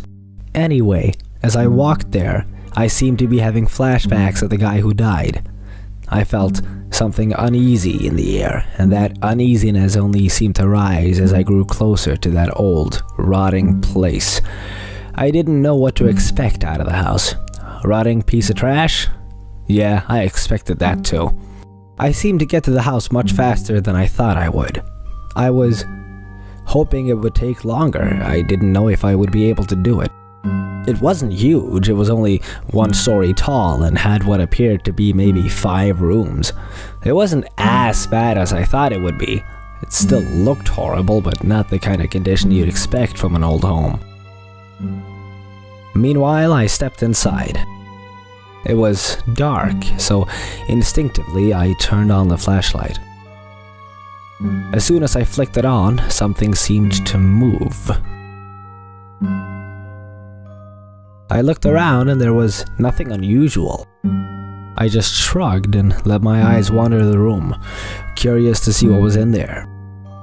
This room had brown walls made of wood that seemed to be decaying every waking moment. The couches, which there were only 2 of, were white and very dusty. I hit one of the cushions to see how much dust would kick up. Knowing my luck, a lot of dust did. It got caught in my eyes and made me cough.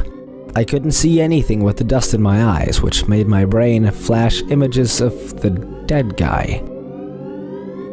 I seemed to forget about the dust and my eyes shot open. Nothing too odd here. Then my ear seemed to pick up a sound. It was low, so I had to be quiet to hear it. It sounded like coughing, which I thought was odd considering I had just coughed. The rest of the room wasn't much to speak of, with the exceptions of the items within the room itself. The items were very odd. There were the normal things, Mickey Mouse, Donald Duck, Goofy, etc., but there was a certain thing I saw that really made me want to run. It was a shelf, but on that shelf were some heads. Not human heads, no, Disney heads. Goofies, Mickeys, and Donalds. It was unsettling. Not enough to make me vomit, but still, my stomach began to feel uneasy. There seemed to be some sort of white substance dripping from them. Then, he popped into my head, the dead man. He'd been found with white goop around him. That's when my stomach really lurched. My brain was basically yelling at me to leave, but for whatever reason, I had to go on. I swear, I saw one of those eyes move. Maybe it was the paranoia getting to me, but I don't think it was. Despite my best instincts telling me to get out now, I continued on into the house. I ventured further into the house, into the kitchen. There were smashed plates and glasses on the ground, and there were some cobwebs. I thought it was odd. Do houses like these typically have cobwebs and dust when they've only been abandoned for a few months? What was weirder was the center of the room. There was a fairly large wood table in the center of the room. There was a torn tablecloth. Disney themed, of course. The tablecloth was torn, but the table seemed untouched. What was weird about the tablecloth, aside from the rips and tears, was that every one of the Disney characters on the cloth had some sort of deformity. Like, Mickey had no ears, Goofy didn't have his little black nose, and Donald was missing a leg. Realizing I had the camera, I snapped a picture. That camera flash was creepy in the dark. It really lit up the characters' deformities, which was not good for my stomach. It was weird. I seriously thought I was gonna puke right then and there, but I didn't. I thought my mental state was gonna deplete faster, but no. My brain seemed to be giving me mixed signals. At one moment, it wanted me to get out as fast as my legs would carry me. The second, it would want me to go further for the sake of my own sick curiosity. This brain of mine is too weird to understand. I guess my brain wanted to get back at me for coming here because I felt as if something was behind me. I didn't turn around immediately as I was fearful of what I would see. I thought I was gonna die. My heart began to pound. I began to perspire like a flipping waterfall. I slowly turned around, shocked by what my eyes were met with. Nothing. Nothing was behind me except dead airspace. I wiped the sweat from my forehead with the back of my hand. I threw some light where I was looking just to make sure that nothing was there, and sure enough, there was nothing. I had to shake my head and stay there for a second before I carried on. I then went back to the living room and took a right. I scanned the hallway, which seemed to be in the worst state. The paint was peeling, the roof dipped down at one point. It seemed like the whole roof could collapse at any second. Then, my eyes seemed to twitch forward towards something. I saw a bedroom. I shined my flashlight into it, and it seemed untouched. The bed was intact, the walls were still gorgeously painted with a light blue. It looked as if it belonged to a young boy. It was that moment that my brain remembered why we were here. To get the doll. And knowing that my treasure could be in there, I shined the light around. No immediate threats, so I decided to go inside the room, and in there was the one item that I wanted. That Pinocchio doll. I quickly walked over to it and put the light on it. The first thing that caught my eye were his eyes. They seemed to be more realistic than most doll eyes. It was odd, for lack of a better word. It had white goop dripping from its nose and eyes, much like the heads I had just seen. My brain then connected something. The man who died and this goop. Were they related somehow? First the man, then the heads, and now this? It wasn't blood, that's for sure.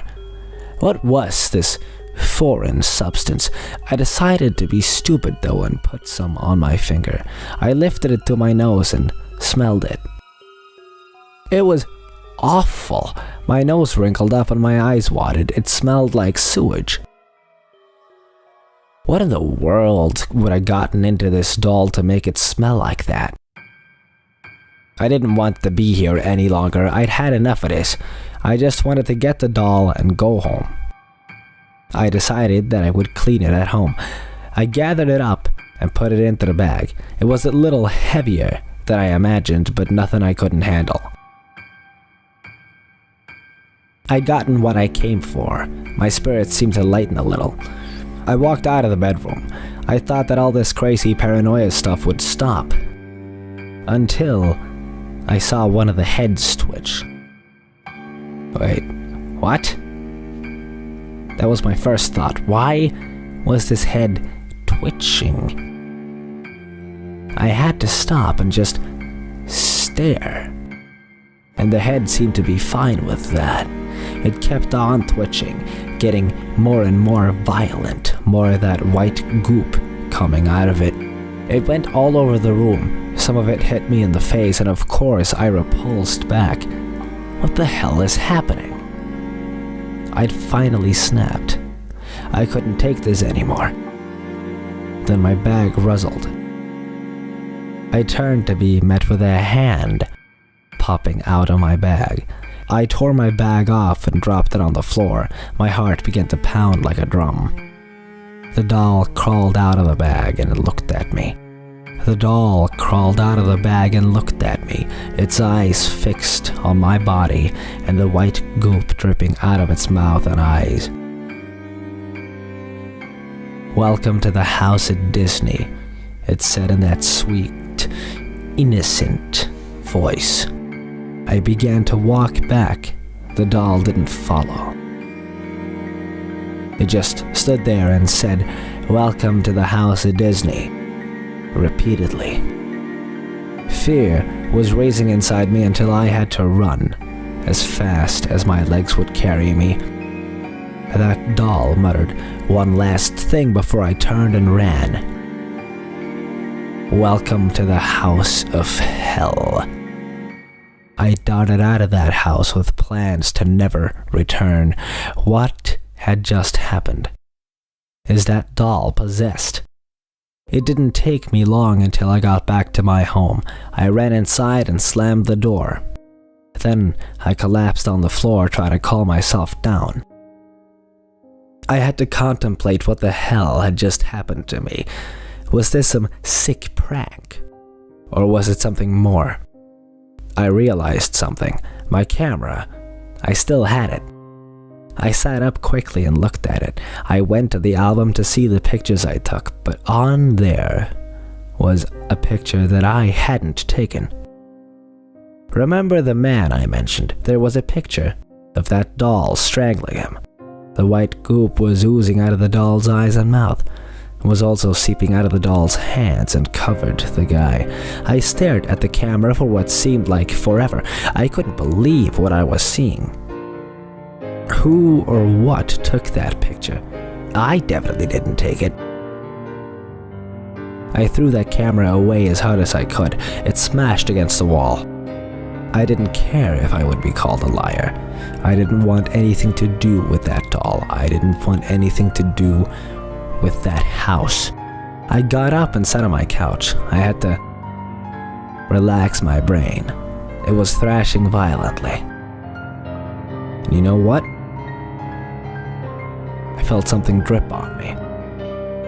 I looked at my shoulder to be greeted by white goop. I never did figure out what had caused it. But remember how I said I used to live there? Yeah, that's the reason I moved. I was scared. I had to flee, and flee fast. And now that I sit in my home typing this, I realize now why they might have moved.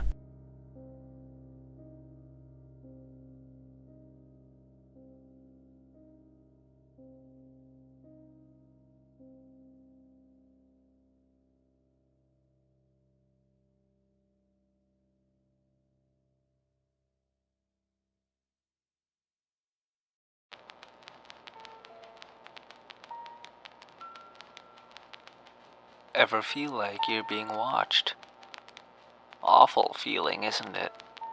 You can feel their eyes on you, watching you. You're not sure what emotion they're watching you with. It could be lust, it could be hatred, or maybe fear. You're not too sure, but you do know you don't like it. You quickly run through a mental checklist. Did I lock the door tonight? Is my alarm set? Are the curtains drawn? You answer yourself in the affirmative in all cases and relax a little. You're in your cozy little house, safe from the outside world, alone. You still feel it. The eyes pressing down on your neck, just watching you go about your business. You know you're safe. You did lock everything out, right? But then a thought enters your head. What if someone was already here? Simple answer, really. That just means that instead of locking him out, you've locked him in. With you. Alone. Your heart starts to race. Your eyes look at every corner. Every little subtle movement in the corner of your eye is a potential stalker, and you know he won't be happy if you ruin his evening. He's very apt to ruin yours if you do. You finally run to your room, your heart pounding against your chest. You lock your bedroom door, having finally learned your lesson about locks. You sit here in your room, sitting nervously on your oh so comfortable bed of yours, alone. You're still not content. You check every brightly lit corner. Under your bed is proven clear at least a dozen times, and you know your closet is empty, so you breathe a sigh of relief and sit comfortably on your bed. You scold yourself for being such a child. You go and wash up for the night and make yourself comfortable. Partially to mock your fear this evening, you sleep extra light tonight. You finally convince yourself to turn off the light and slip comfortably into your bed. You drift quietly off to sleep, a smile on your face. You're now safe and sound until morning. So you sleep, mocking your phantoms with your quiet slumber. You sleep alone. Finally, you're asleep. Such a bothersome evening this has been. So inconvenient and fruitless. finally you're convinced that you are alone. And you are alone. With me.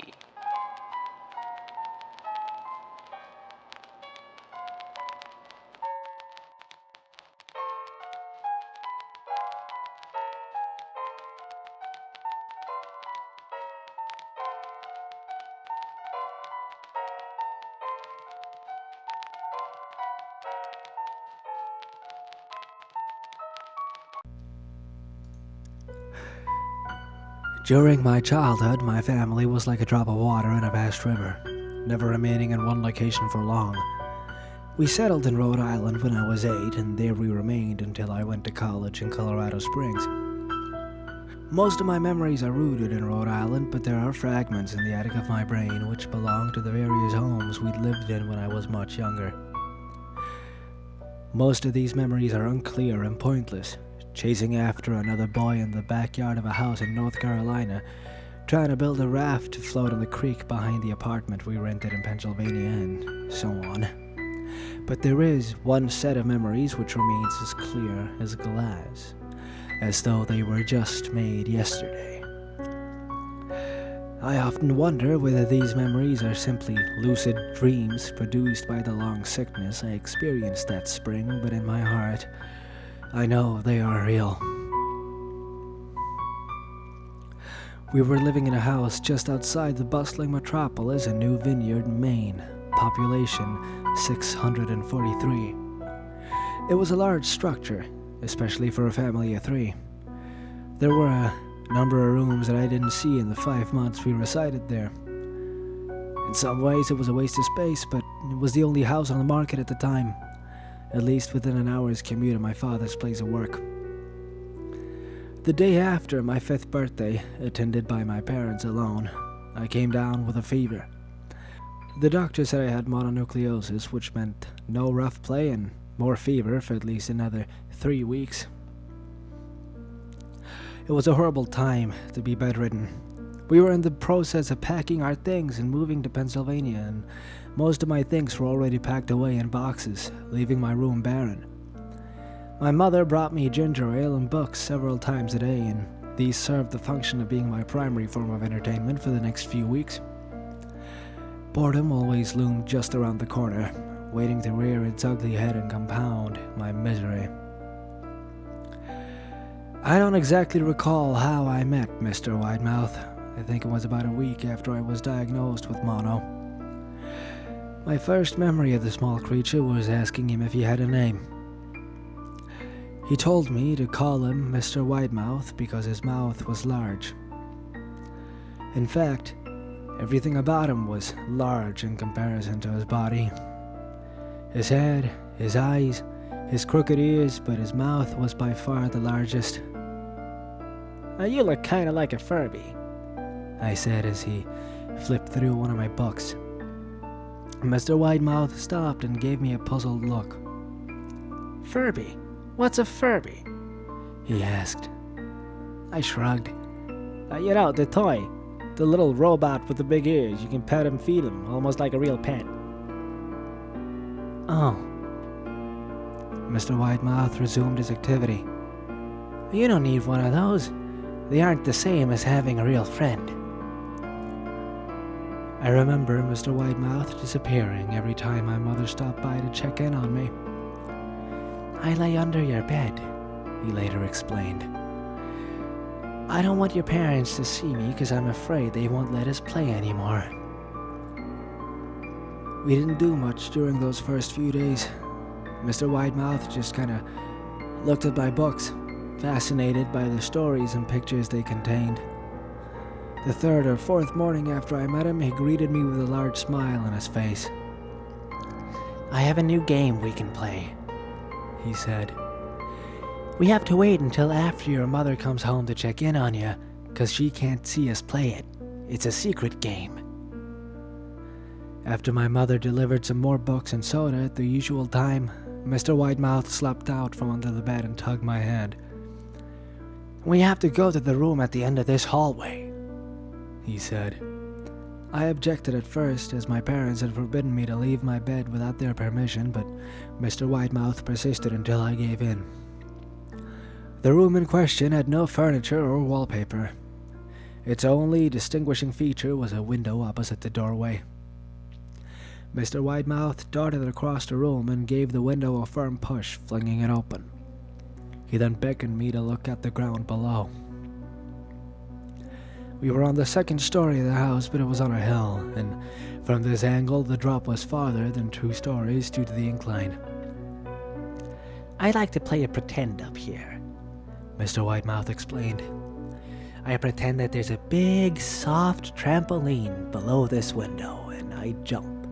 If you pretend hard enough, you bounce back up like a feather. I want you to try." I was a 5-year-old with a fever, so only a hint of skepticism darted through my thoughts as I looked down and considered the possibility. "It's a long drop," I said. "Now that's all part of the fun. It wouldn't be fun if it was only a short drop. If it were that way, you may as well just bounce on a real trampoline." I toyed with the idea, picturing myself falling through thin air only to bounce back up to the window on something unseen by human eyes. But the realist in me prevailed.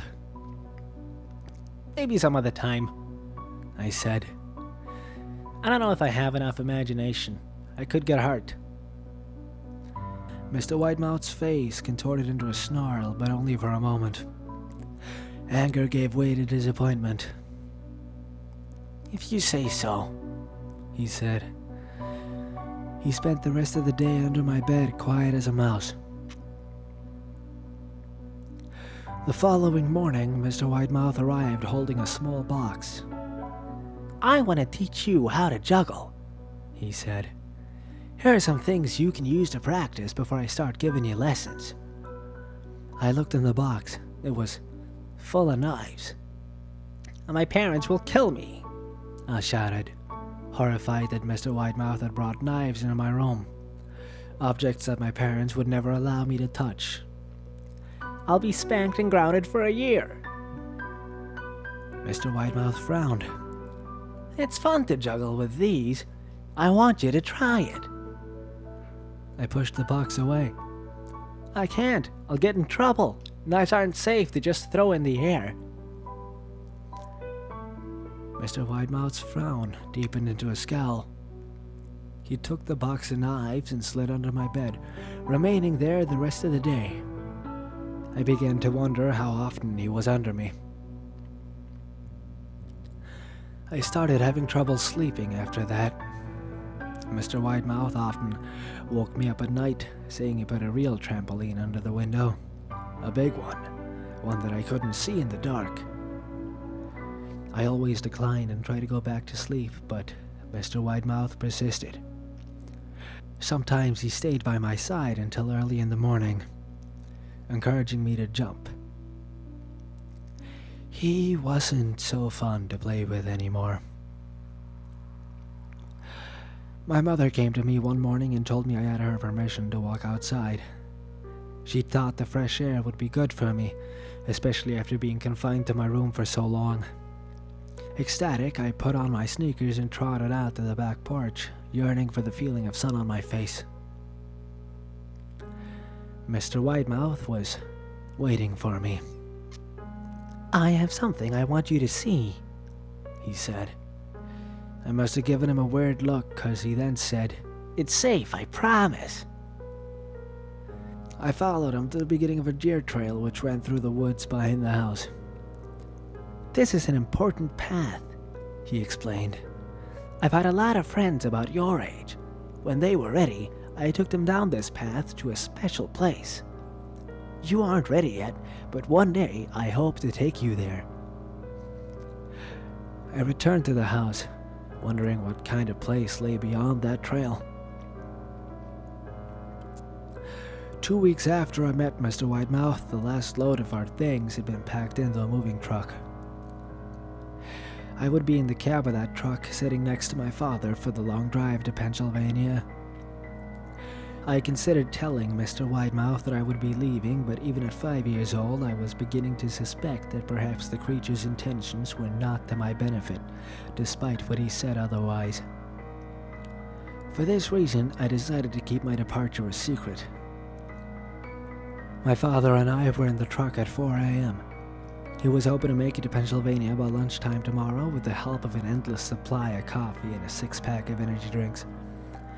He seemed more like a man who was about to run a marathon rather than one who was about to spend 2 days sitting still.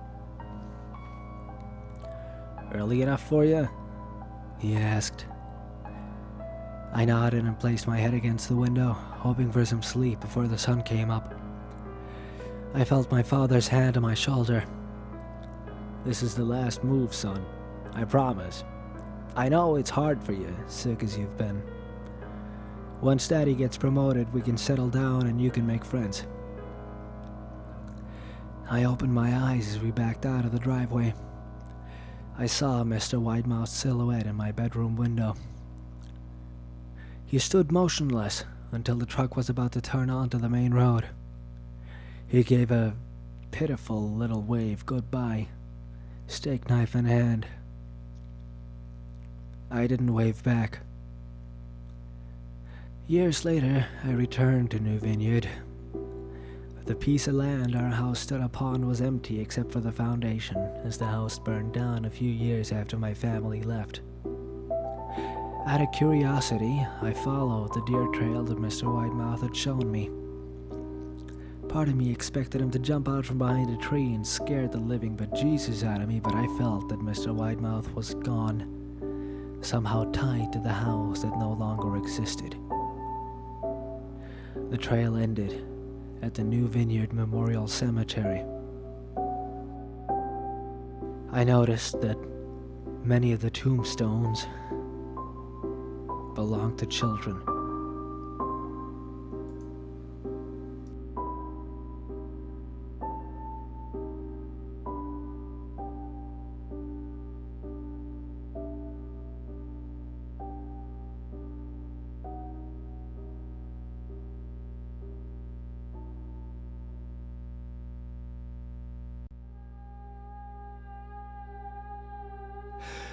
I wasn't sure where else to post these stories, so I figured I'd share them here.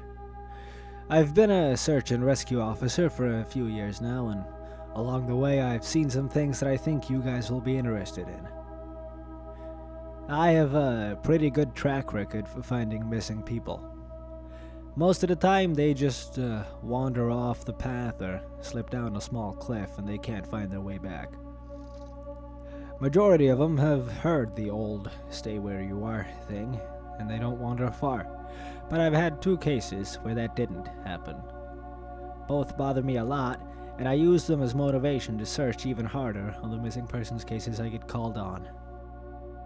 The first was a little boy who was out berry picking with his parents. He and his sister were together, and both of them went missing around the same time. Their parents lost sight of them for a few seconds, and in that time, both kids apparently wandered off. When their parents couldn't find them, they called us, and we came out to search the area. We found the daughter pretty quickly, and when we asked where her brother was, she told us that he'd been taken away by the bear man. She said he gave her berries and told her to stay quiet, and that he wanted to play with her brother for a while. The last she saw of her brother, he was riding the shoulders of the bear man and seemed calm. Of course, our first thought was abduction, but we never found a trace of another human being in that area. The little girl was also insistent that he wasn't a normal man, but that he was tall and covered in hair, like a bear, and that he had a weird face. We searched that area for weeks. It was one of the longest calls I've ever been on, but we never found a single trace of that kid. The other was a young woman who was out hiking with her mom and grandpa. According to the mother, her daughter had climbed up a tree to get a better view of the forest, and she'd never come back down. They waited at the base of the tree for hours, calling her name before they called for help. Again, we searched everywhere, and we never found a trace of her. I have no idea where she could have possibly gone, because neither her mother or grandpa saw her come down.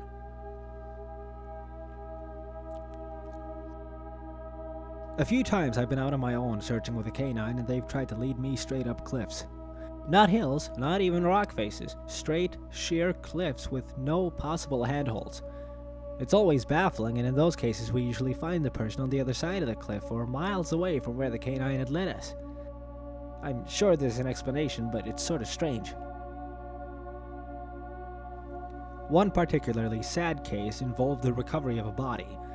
A 9-year-old girl fell down an embankment and got impaled on a dead tree at the base. It was a complete freak accident, but I'll never forget the sound her mother made when we told her what had happened. She saw the body bag being loaded into the ambulance and let out the most haunting, heartbroken wail I've ever heard. It was like her whole life was crashing down around her and a part of her had died with her daughter. I heard from another search and rescue officer that she killed herself a few weeks after it happened. She couldn't live with the loss of her daughter. I was teamed up with another search and rescue officer because we'd received reports of bears in the area. We were looking for a guy who hadn't come home from a climbing trip when he was supposed to, and we ended up having to do some serious climbing to get where we figured he'd be. We found him trapped in a small crevice with a broken leg. It wasn't pleasant. He had been there for almost 2 days and his leg was very obviously infected. We were able to get him to a chopper, and I heard from one of the EMTs that the guy was absolutely inconsolable. He kept talking about how he'd been doing fine, and when he got to the top, a man had been there. He said the guy had no climbing equipment and that he was wearing a parka and ski pants. He walked up to the guy, and when the guy turned around, he said he had no face. It was just blank. He freaked out and ended up trying to get off the mountain too fast, which is why he'd fallen. He said he could hear the guy all night, climbing down the mountain and letting out these horrible muffled screams. That story bothered the hell out of me. I'm glad I wasn't there to hear it. One of the scariest things I've ever had to happen to me involved a search for a young woman who'd gotten separated from her hiking group. We were out until late at night because the dogs had picked up her scent. When we found her, she was curled up under a large rotted log. She was missing her shoes and pack, and she was clearly in shock. She didn't have any injuries, and we were able to get her to walk back with us to the base ops. Along the way, she kept looking behind us and asking us why that big man with black eyes was following us. We couldn't see anyone, so we just wrote it off as some weird symptom of shock, but the closer we got to the base, the more agitated this woman got. She kept asking me to tell him to stop making faces at her. At one point she stopped and turned around and started yelling into the forest, saying that she wanted him to leave her alone. She wasn't going to go with him, she said, and she wouldn't give us to him. We finally got her to keep moving, but we started hearing these weird noises coming from all around us. It was almost like coughing, but more rhythmic and deeper. It was almost insect-like. I don't really know how else to describe it. When we were within sight of base ops, the woman turns to me, and her eyes are about as wide as I can imagine a human could open them. She touches my shoulder and says, "He says to tell you to speed up. He doesn't like looking at the scar on your neck." I have a very small scar on the back of my neck, but it's mostly hidden under my collar, and I have no idea how this woman saw it.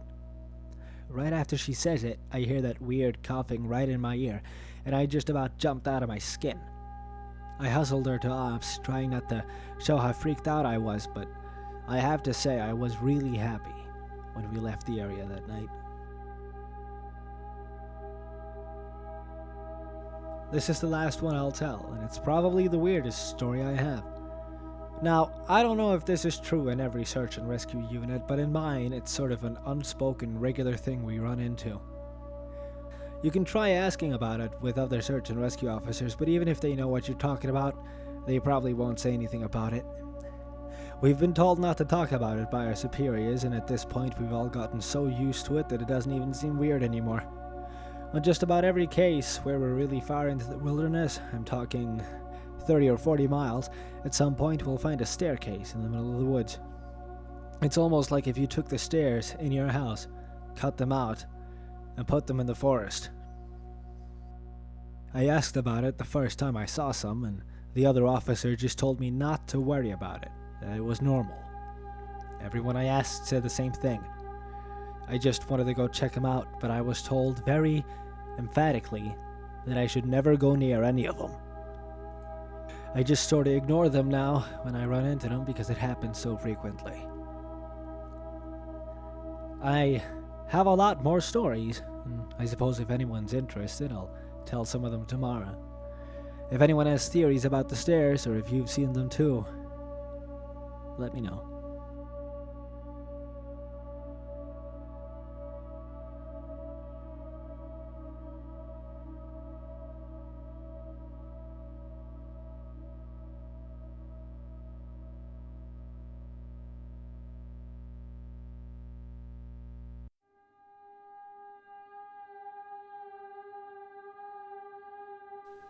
My name is Xander, and my best friend is trying to ruin my life. It started out very small, but has quickly grown out of control. I'm currently sitting inside a church, using their Wi-Fi to post this story, and taking advantage of their air conditioning.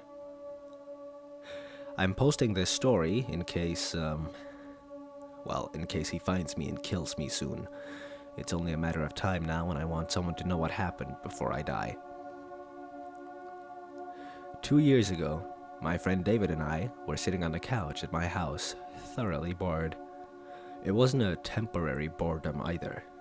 It was a resounding boredom with life. We both worked full-time at the local movie theater, making minimum wage and cleaning up after idiots who couldn't keep the popcorn and soda in their mouths. We'd graduated high school 2 years prior and had no plans to attend college. Life looked bleak for us. College didn't sound appealing, work was annoying, and the little free time we had was blown on video games and YouTube. We both still lived with our parents too, which made dating somewhat embarrassing. Looking back, I'm sure we were suffering from mild depression on top of everything else. These life circumstances blended together to create the perfect storm for what I now have to call my reality.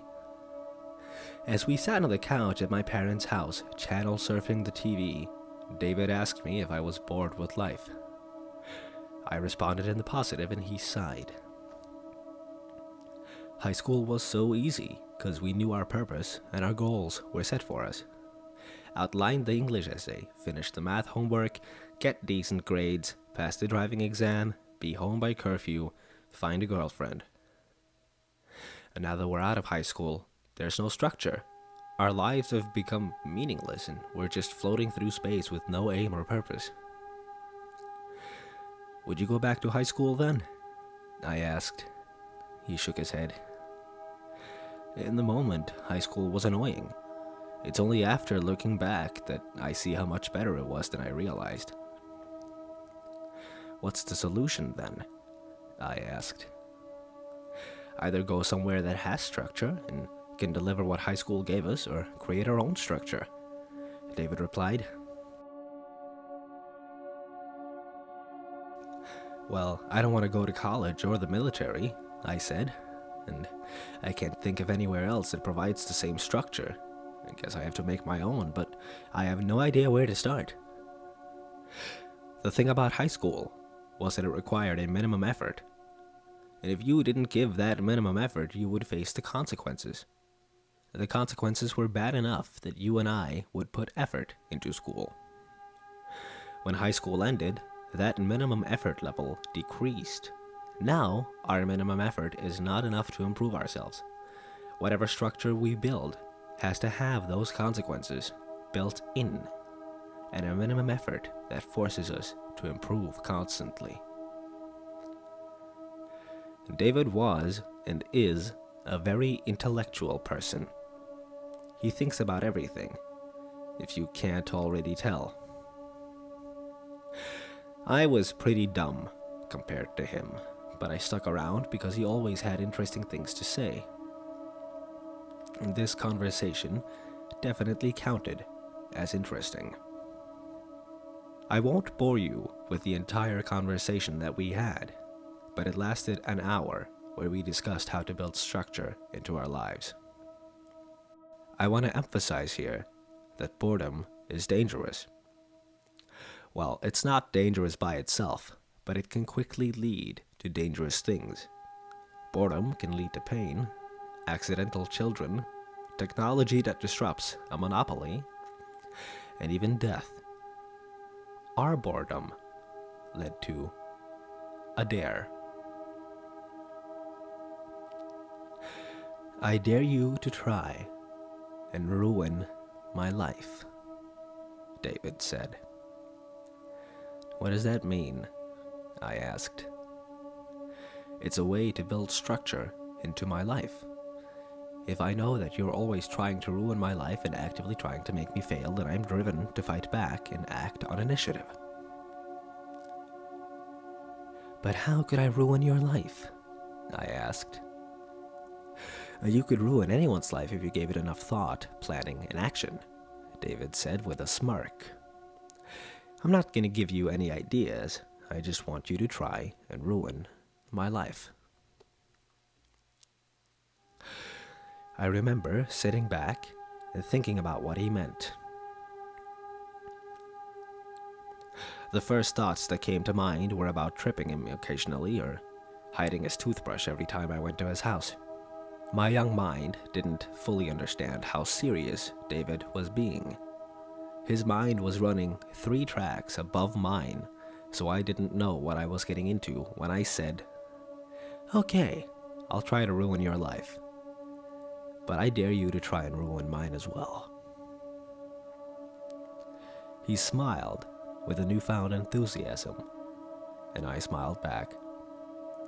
I had hoped that it would be a great way to relieve my boredom with life.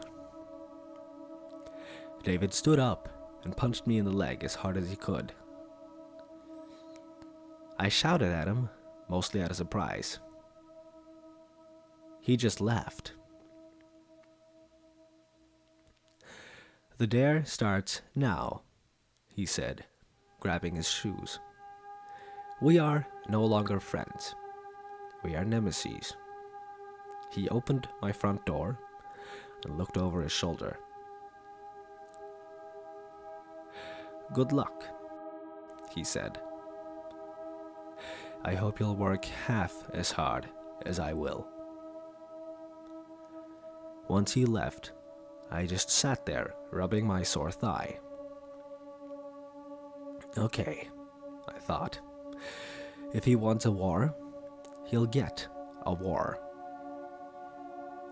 That night, I'd laid awake, trying to think of ways to make his life harder for him.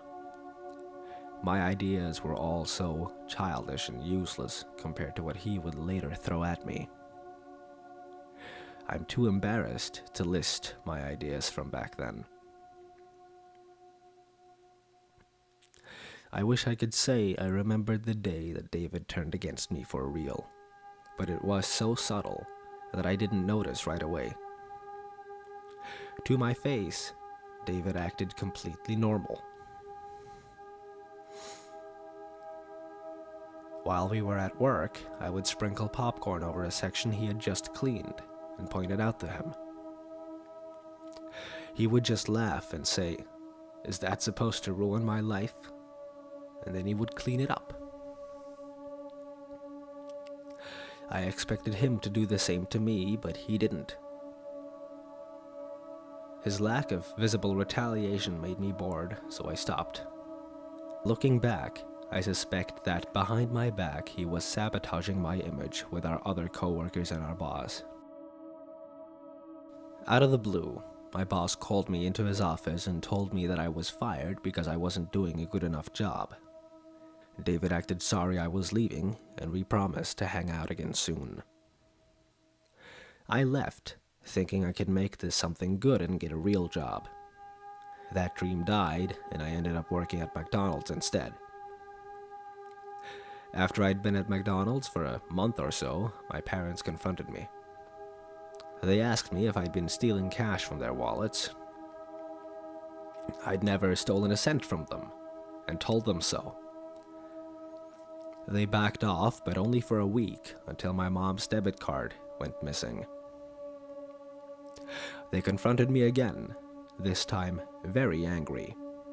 They accused me of withdrawing several $100 using my mom's debit card. I have no siblings, so it wouldn't have been anyone else in the house. It turned into a screaming match, and they demanded that I move out as quickly as possible.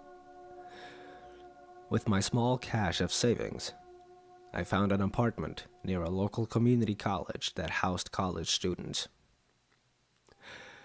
The rent was affordable enough for me, so I moved out within the month.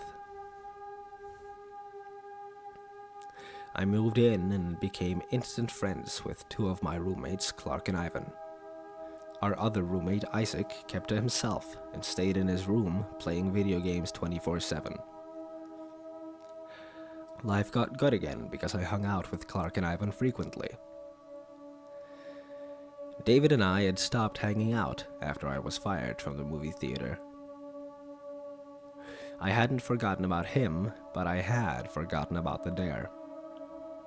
Every once in a while, I would message him on Facebook or shoot him up a text to ask if he wanted to hang out, but my messages were always ignored. Eventually, I gave up.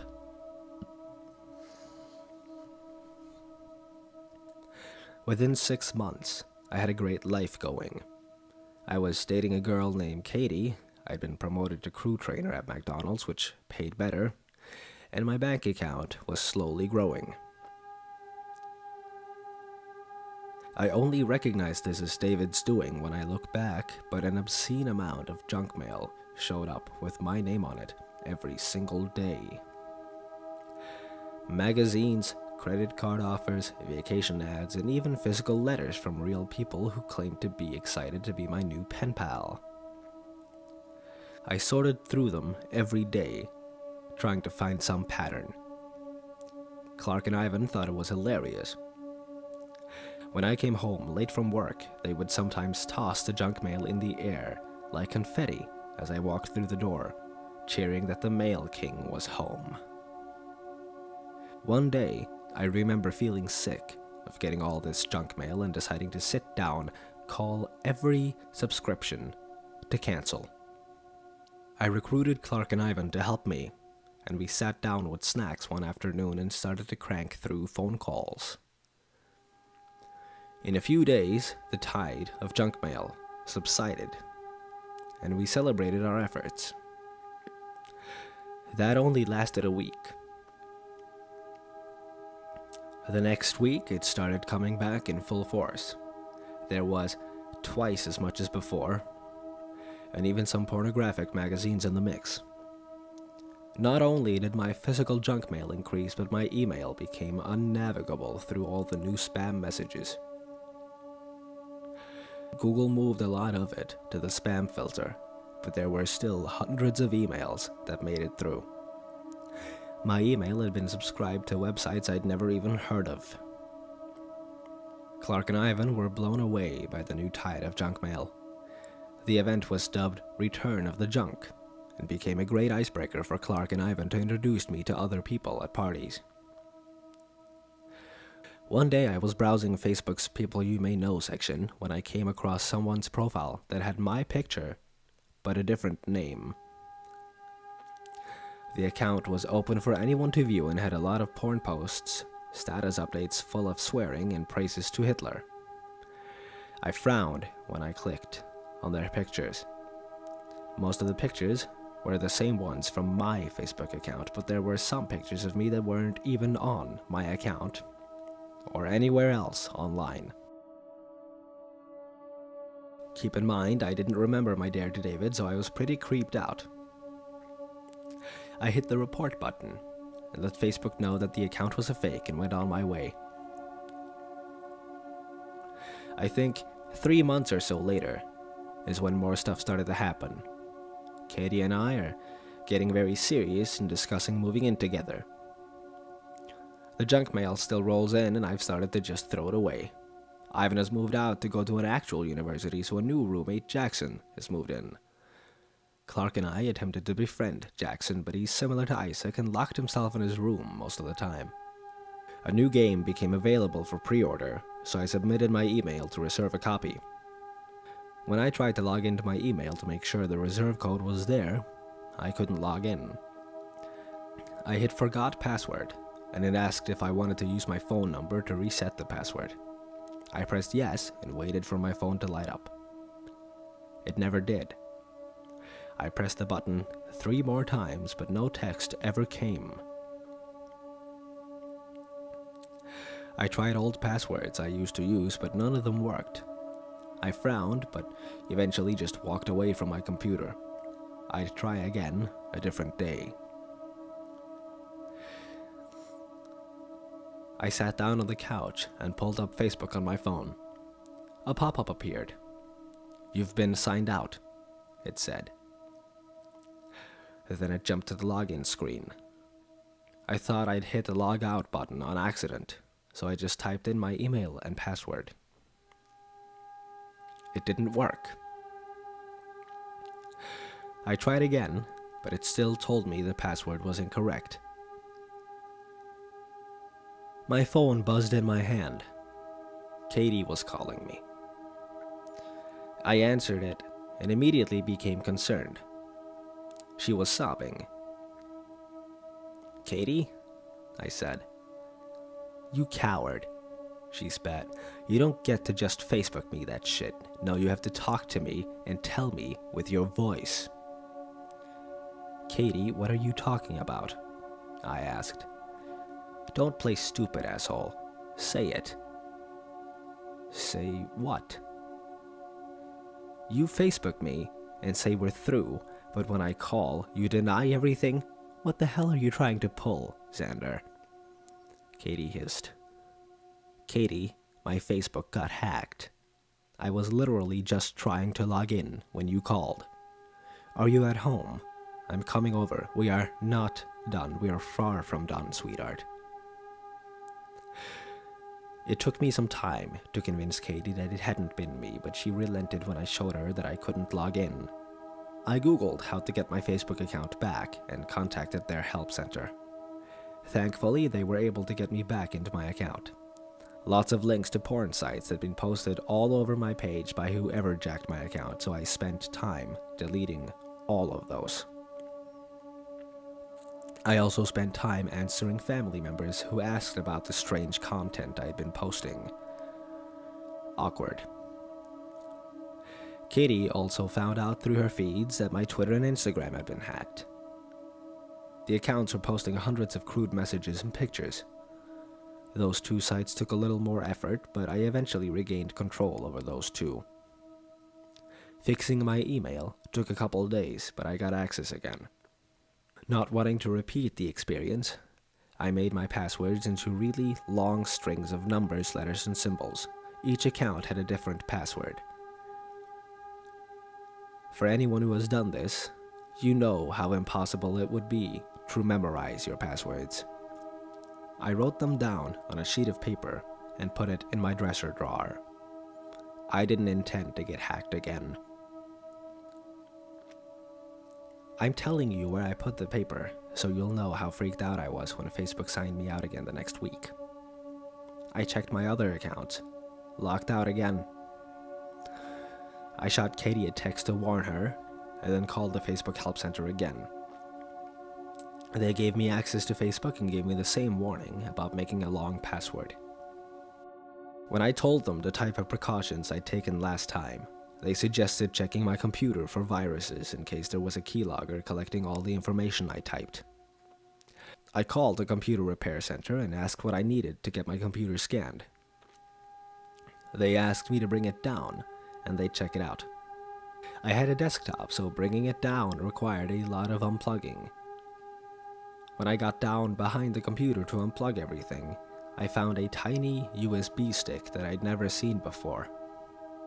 I frowned and tried to locate its contents on the computer.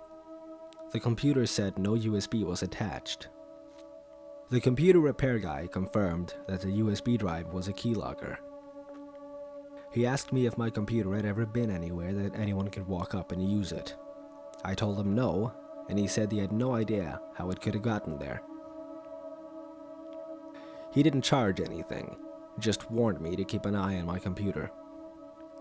I changed all my passwords again, going through the motions to get my account back. A few days later, I received three credit card bills in the mail. I still had the habit of skimming through the junk mail just in case there ever was anything super important.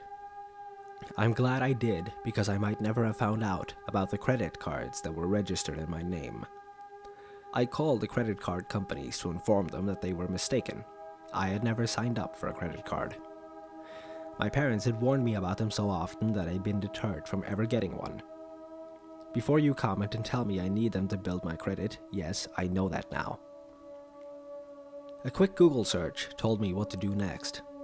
I called Equifax, which is a company that calculates your credit score and tells creditors that it's okay for you to open a credit account. I placed a 90-day fraud alert on my credit. They said they would call me if anyone tried to open a credit account in my name. The dude at Equifax was kind enough to tell me what I needed to do next. He asked me to go online and view my credit report. If I saw any accounts I didn't recognize, I was to write them down and fill out a complaint to the FTC explaining the situation. Once I had that submitted, I was to file a copy of it with the police and create a police report.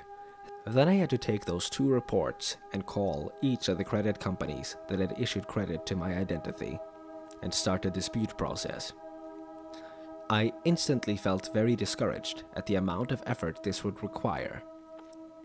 It felt utterly insane to be required to follow all these steps just because I was the victim of identity theft. God damn. Clark was horrified at what had happened and looked at his credit score. He was relieved when it came back clean. I made Katie check hers too, just in case. Also clean. I'll take a minute to tell everyone listening that you are entitled by law to 1 free credit report per year from each of the 3 credit score companies. That means you can and should check your credit 3 times a year. Clark and I set reminders on our phone to check the scores again in 3 months. I asked Katie to do the same. When I first found out about the accounts, I'd called my parents to ask if they'd opened any accounts in my name. If they had, I'd at least know who the culprit was. They told me they hadn't opened any accounts, and I warned them about my problems. They promised to check their credit score. 2 weeks after I'd called them, my dad called. They found 15 fraudulent accounts between the 2 of them. What the hell? I told him the steps he needed to take, and he was grateful for my help and warning. I know this is boring to listen to, but I want you to realize how insanely painful it was to fix all this shit. Seriously, watch your credit reports and nip identity theft in the bud before it happens to you. I'd requested detailed bills from the credit card companies that had issued the fraudulent accounts, and they mailed them to me. The bills were full of online purchases. The accounts had been opened almost a year ago, and in that time, the thief had spent $62,000 between all the fraudulent accounts. I was pretty upset that in a full year, I'd only just found any credit card bills in the mail. I must have been tossing them out with mountains of junk mail. Now I know that the masses of junk mail were deliberate and calculated so the bills would blend in and hopefully get thrown away. The first few transactions were from stores like Target, Walmart, etc., but the further down I went, the less I recognized. One word stuck out to me: Bitcoin. I had learned a little about it from my Facebook feed, as I had some friends from high school who touted it as the next real currency. According to the credit card statements, several $1,000s had been exchanged into Bitcoin. I started really researching Bitcoin and trying to figure out what it was and why an identity thief would want it. To make the explanation short, Bitcoin allowed my thief to make completely anonymous purchases online. It was as if he'd gone to an ATM and drained all the credit cards into cash. I didn't foresee the credit card companies ever getting their money back. David now had a hell of a lot of cash he could use to ruin my life. I didn't know it was him at the time, obviously, but now I do. Guys, identity theft is a serious crime and it's very damaging to everyone in the economy. And while the theft had been bad, my life was about to get a whole lot worse. And that's all I have time to record for now. I have to go and get some serious shit taken care of. I'll record again as soon as I can. My name is Xander, and my best friend is trying to ruin my life.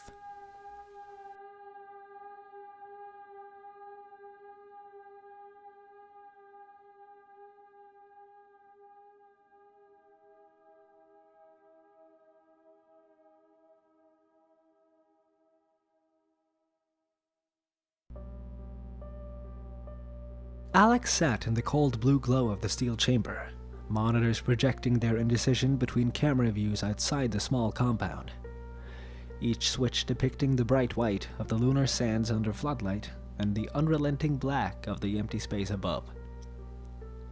Life in the small research station was similarly dark, oppressively quiet, with nothing but the clicks of recording equipment, inconsistent hums from computer systems, and faint. The sharp noise from down the hall pierced the envelope of sound that had wrapped Alec in the monitoring room, and the startle had his heart thumping up in his throat. The dizzying adrenaline surge started to calm as he figured one of the backup tapes had probably been vibrated off a shelf by the machinery nearby. Solitary life in a research station had eroded Alec's sense of tidiness, and piles were the easiest sorting method for his work. He turned his attention back to the screens.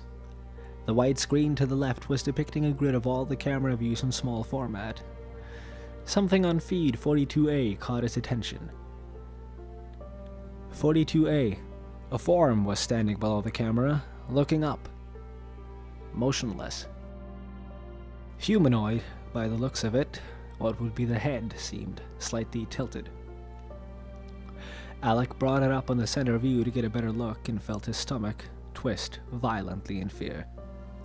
It was standing still, staring with empty sockets amid a freeze-dried and cracked face of blue skin. It was morbidly recognizable, just enough facial features of his late assistant to make him remember the accident, the airlock seal, and the guilt, the attempt to bury the evidence in the endless solitude that had resulted. The tilt, obscenely fatal in its arrangement, was due to a neck fracture that had been sustained when the compartment was depressurized. The eyes had burst or shriveled with the change. Alec was never sure. He didn't want to think about it when he'd put on his suit and driven the corpse out into the dunes, the direction faced by camera 42A. He had looked at the flash-frozen skin and the abhorrent shapes from the pressure change as little as possible. But now he was staring right into the same grotesque death that had decided to come back. Why? And why was the body just standing there, staring, so motionless, so frozen? Frozen? Frozen! It wasn't standing still, the feed was frozen. The timestamp on the video wasn't moving, it was stuck at 1625.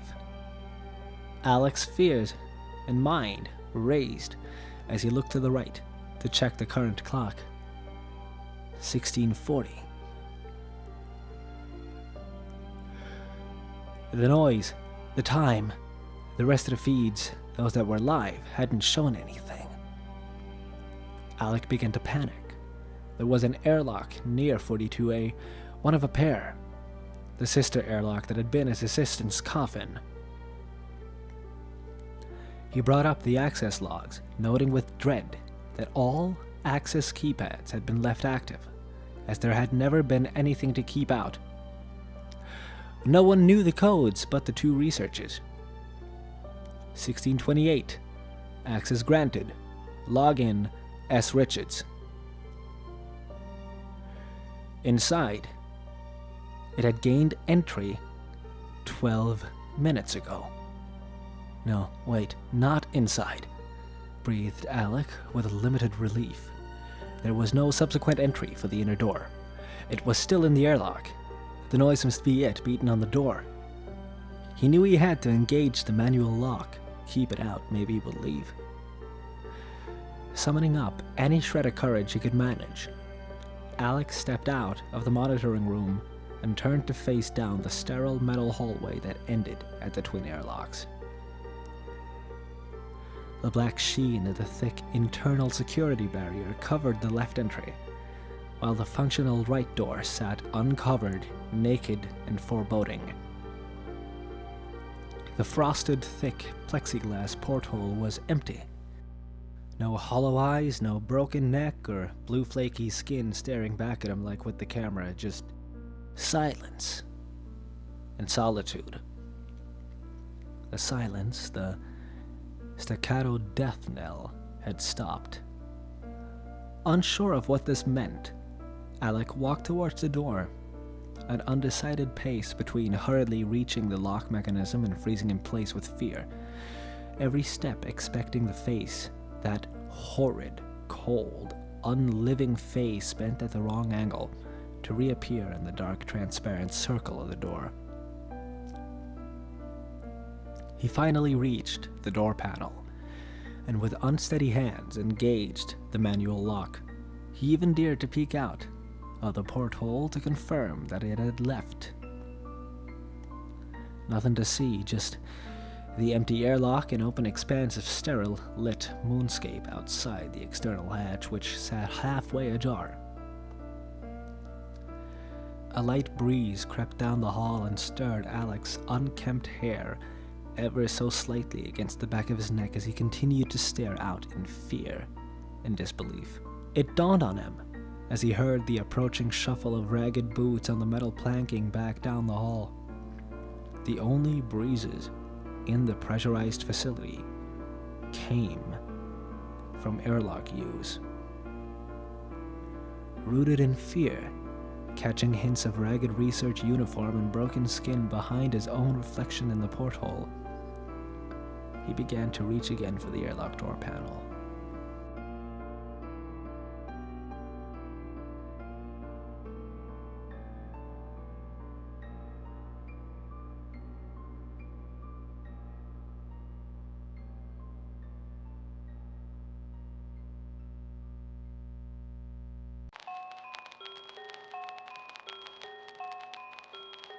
I first met in person with Mary E.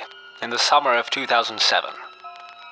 I'd arranged with her husband of 15 years, Terrence, to see her for an interview.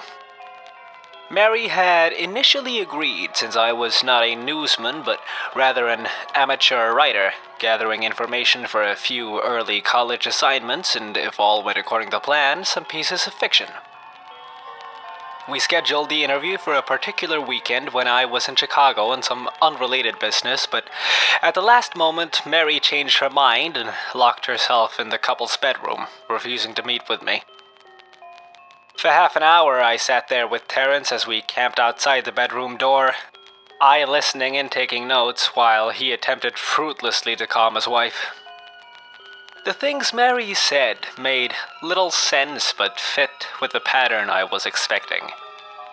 Though I could not see her, I could tell from her voice that she was crying, and more often than not, her objections to speaking with me centered around an incoherent diatribe on her dreams, her nightmares. Terrence apologized profusely when we ceased the exercise, and I did my best to take it in stride. Recalled that I wasn't a reporter in search of a story, but merely a curious young man in search of information. Besides, I thought at the time I could perhaps find another similar case if I put my mind and resources to it.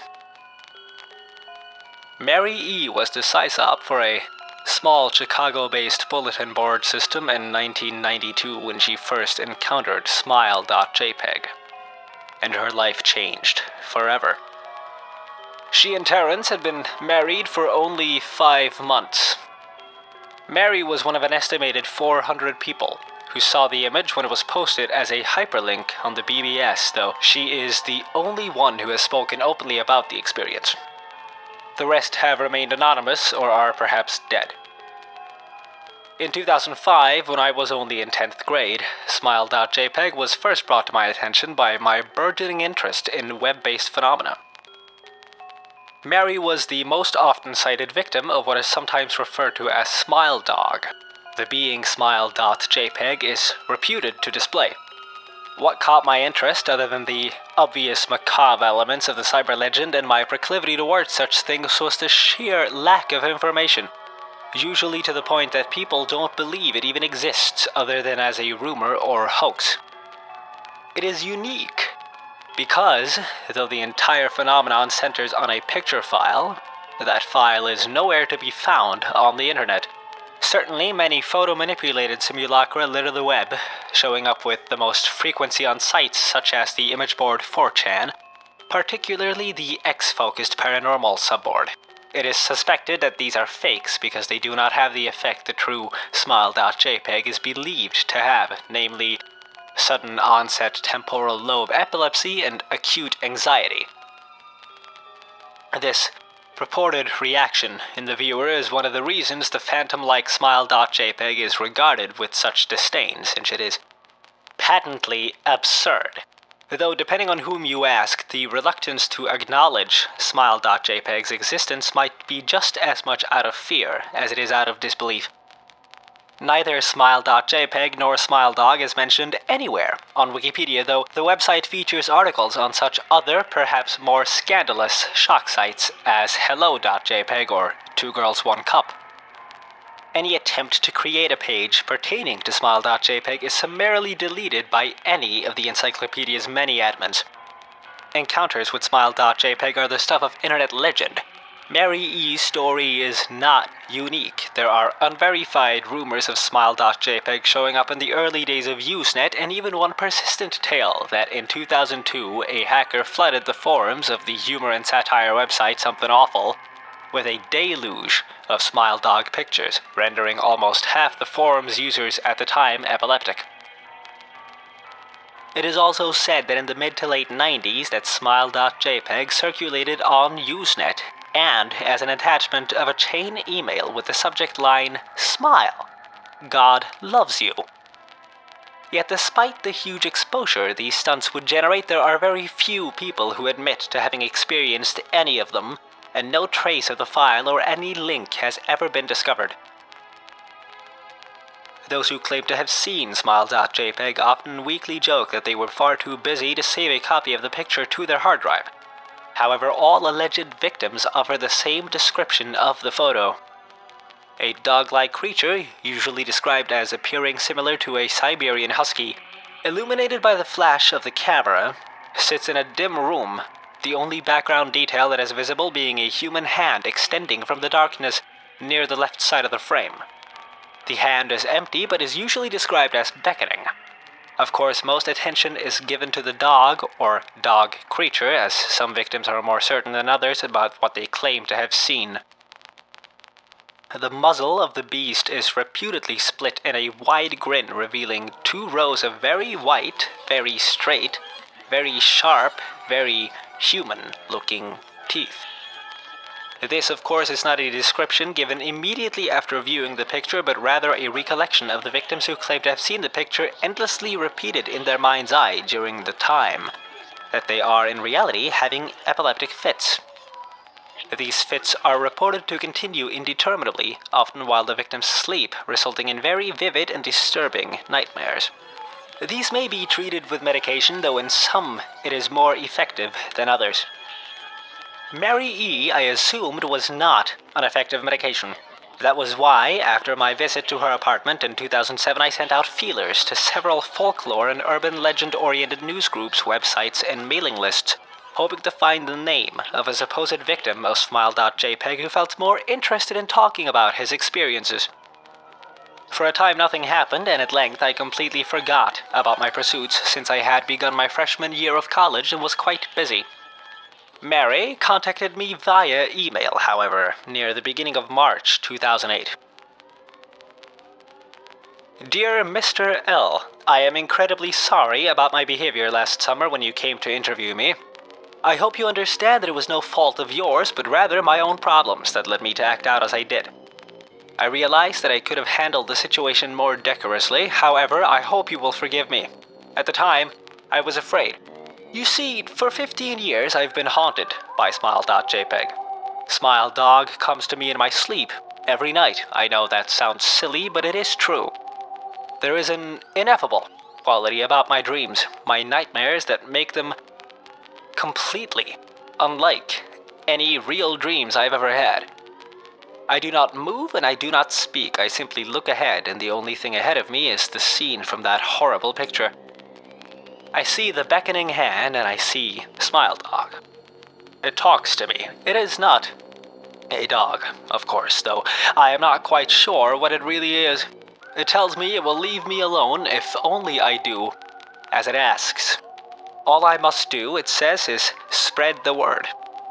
That is how it phrases, it demands, and I know exactly what it means. It wants me to show it to someone else. And I could. The week after my incident, I received in the mail a manila envelope with no return address. Inside was only a 3.5-inch floppy diskette. Without having to check, I knew precisely what was on it. I thought for a long time about my options. I could show it to a stranger, a coworker. I could even show it to Terrence, as much as the idea disgusted me. And what would happen then? Well, if Smile Dog kept its word, I could sleep. Yet if it lied, what would I do? And who was to say something worse would not come for me if I did as the creature asked? So I did nothing. For 15 years, though I kept the diskette hidden among my things. Every night, for 15 years, Smile Dog has come to me in my sleep and demanded that I spread the word. For 15 years I have stood strong, though there have been hard times. Many of my fellow victims on the BBS board where I first encountered Smile.jpg stopped posting. I heard some of them committed suicide. Others remained completely silent, simply disappearing off the face of the web. They are the ones I worry about the most. I sincerely hope you'll forgive me, Mr. L, but last summer, when you contacted me and my husband about an interview, I was near the breaking point. I decided I was going to give you the floppy diskette. I did not care if Smile Dog was lying or not. I wanted it to end. You were a stranger, someone I had no connection with, and I thought I would not feel sorrow when you took the diskette as part of your research and sealed your fate. Before you arrived, I realized what I was doing. I was plotting to ruin your life. I could not stand the thought, and in fact I still cannot. I am ashamed, Mr. L, and I hope that this warning will dissuade you from further investigation of Smile.jpg. You may in time encounter someone who is, if not weaker than I, then wholly more depraved. Someone who will not hesitate to follow Smile Dog's orders. Stop while you are still whole. Sincerely, Mary E. Terrence contacted me later that month with the news that his wife had killed herself. While cleaning up the various things she'd left behind, closing email accounts and the like, he happened upon the above message. He was a man in shambles. He wept as he told me to listen to his wife's advice. He found the diskette, he revealed, and burned it until it was nothing but a stinking pile of blackened plastic.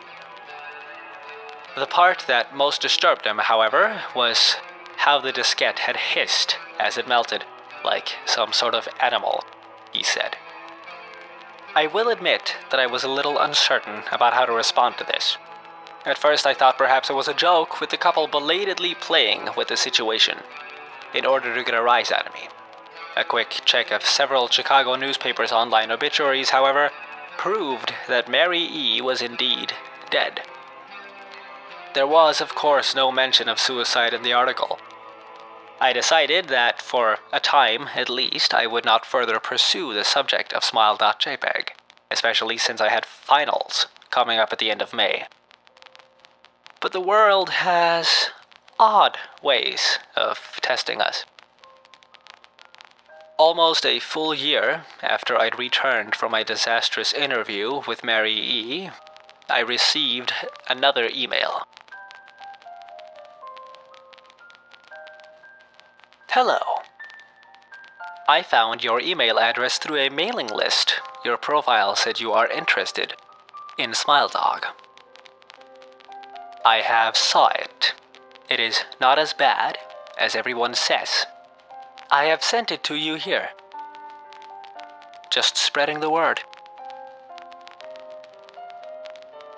The final line chilled me to the bone.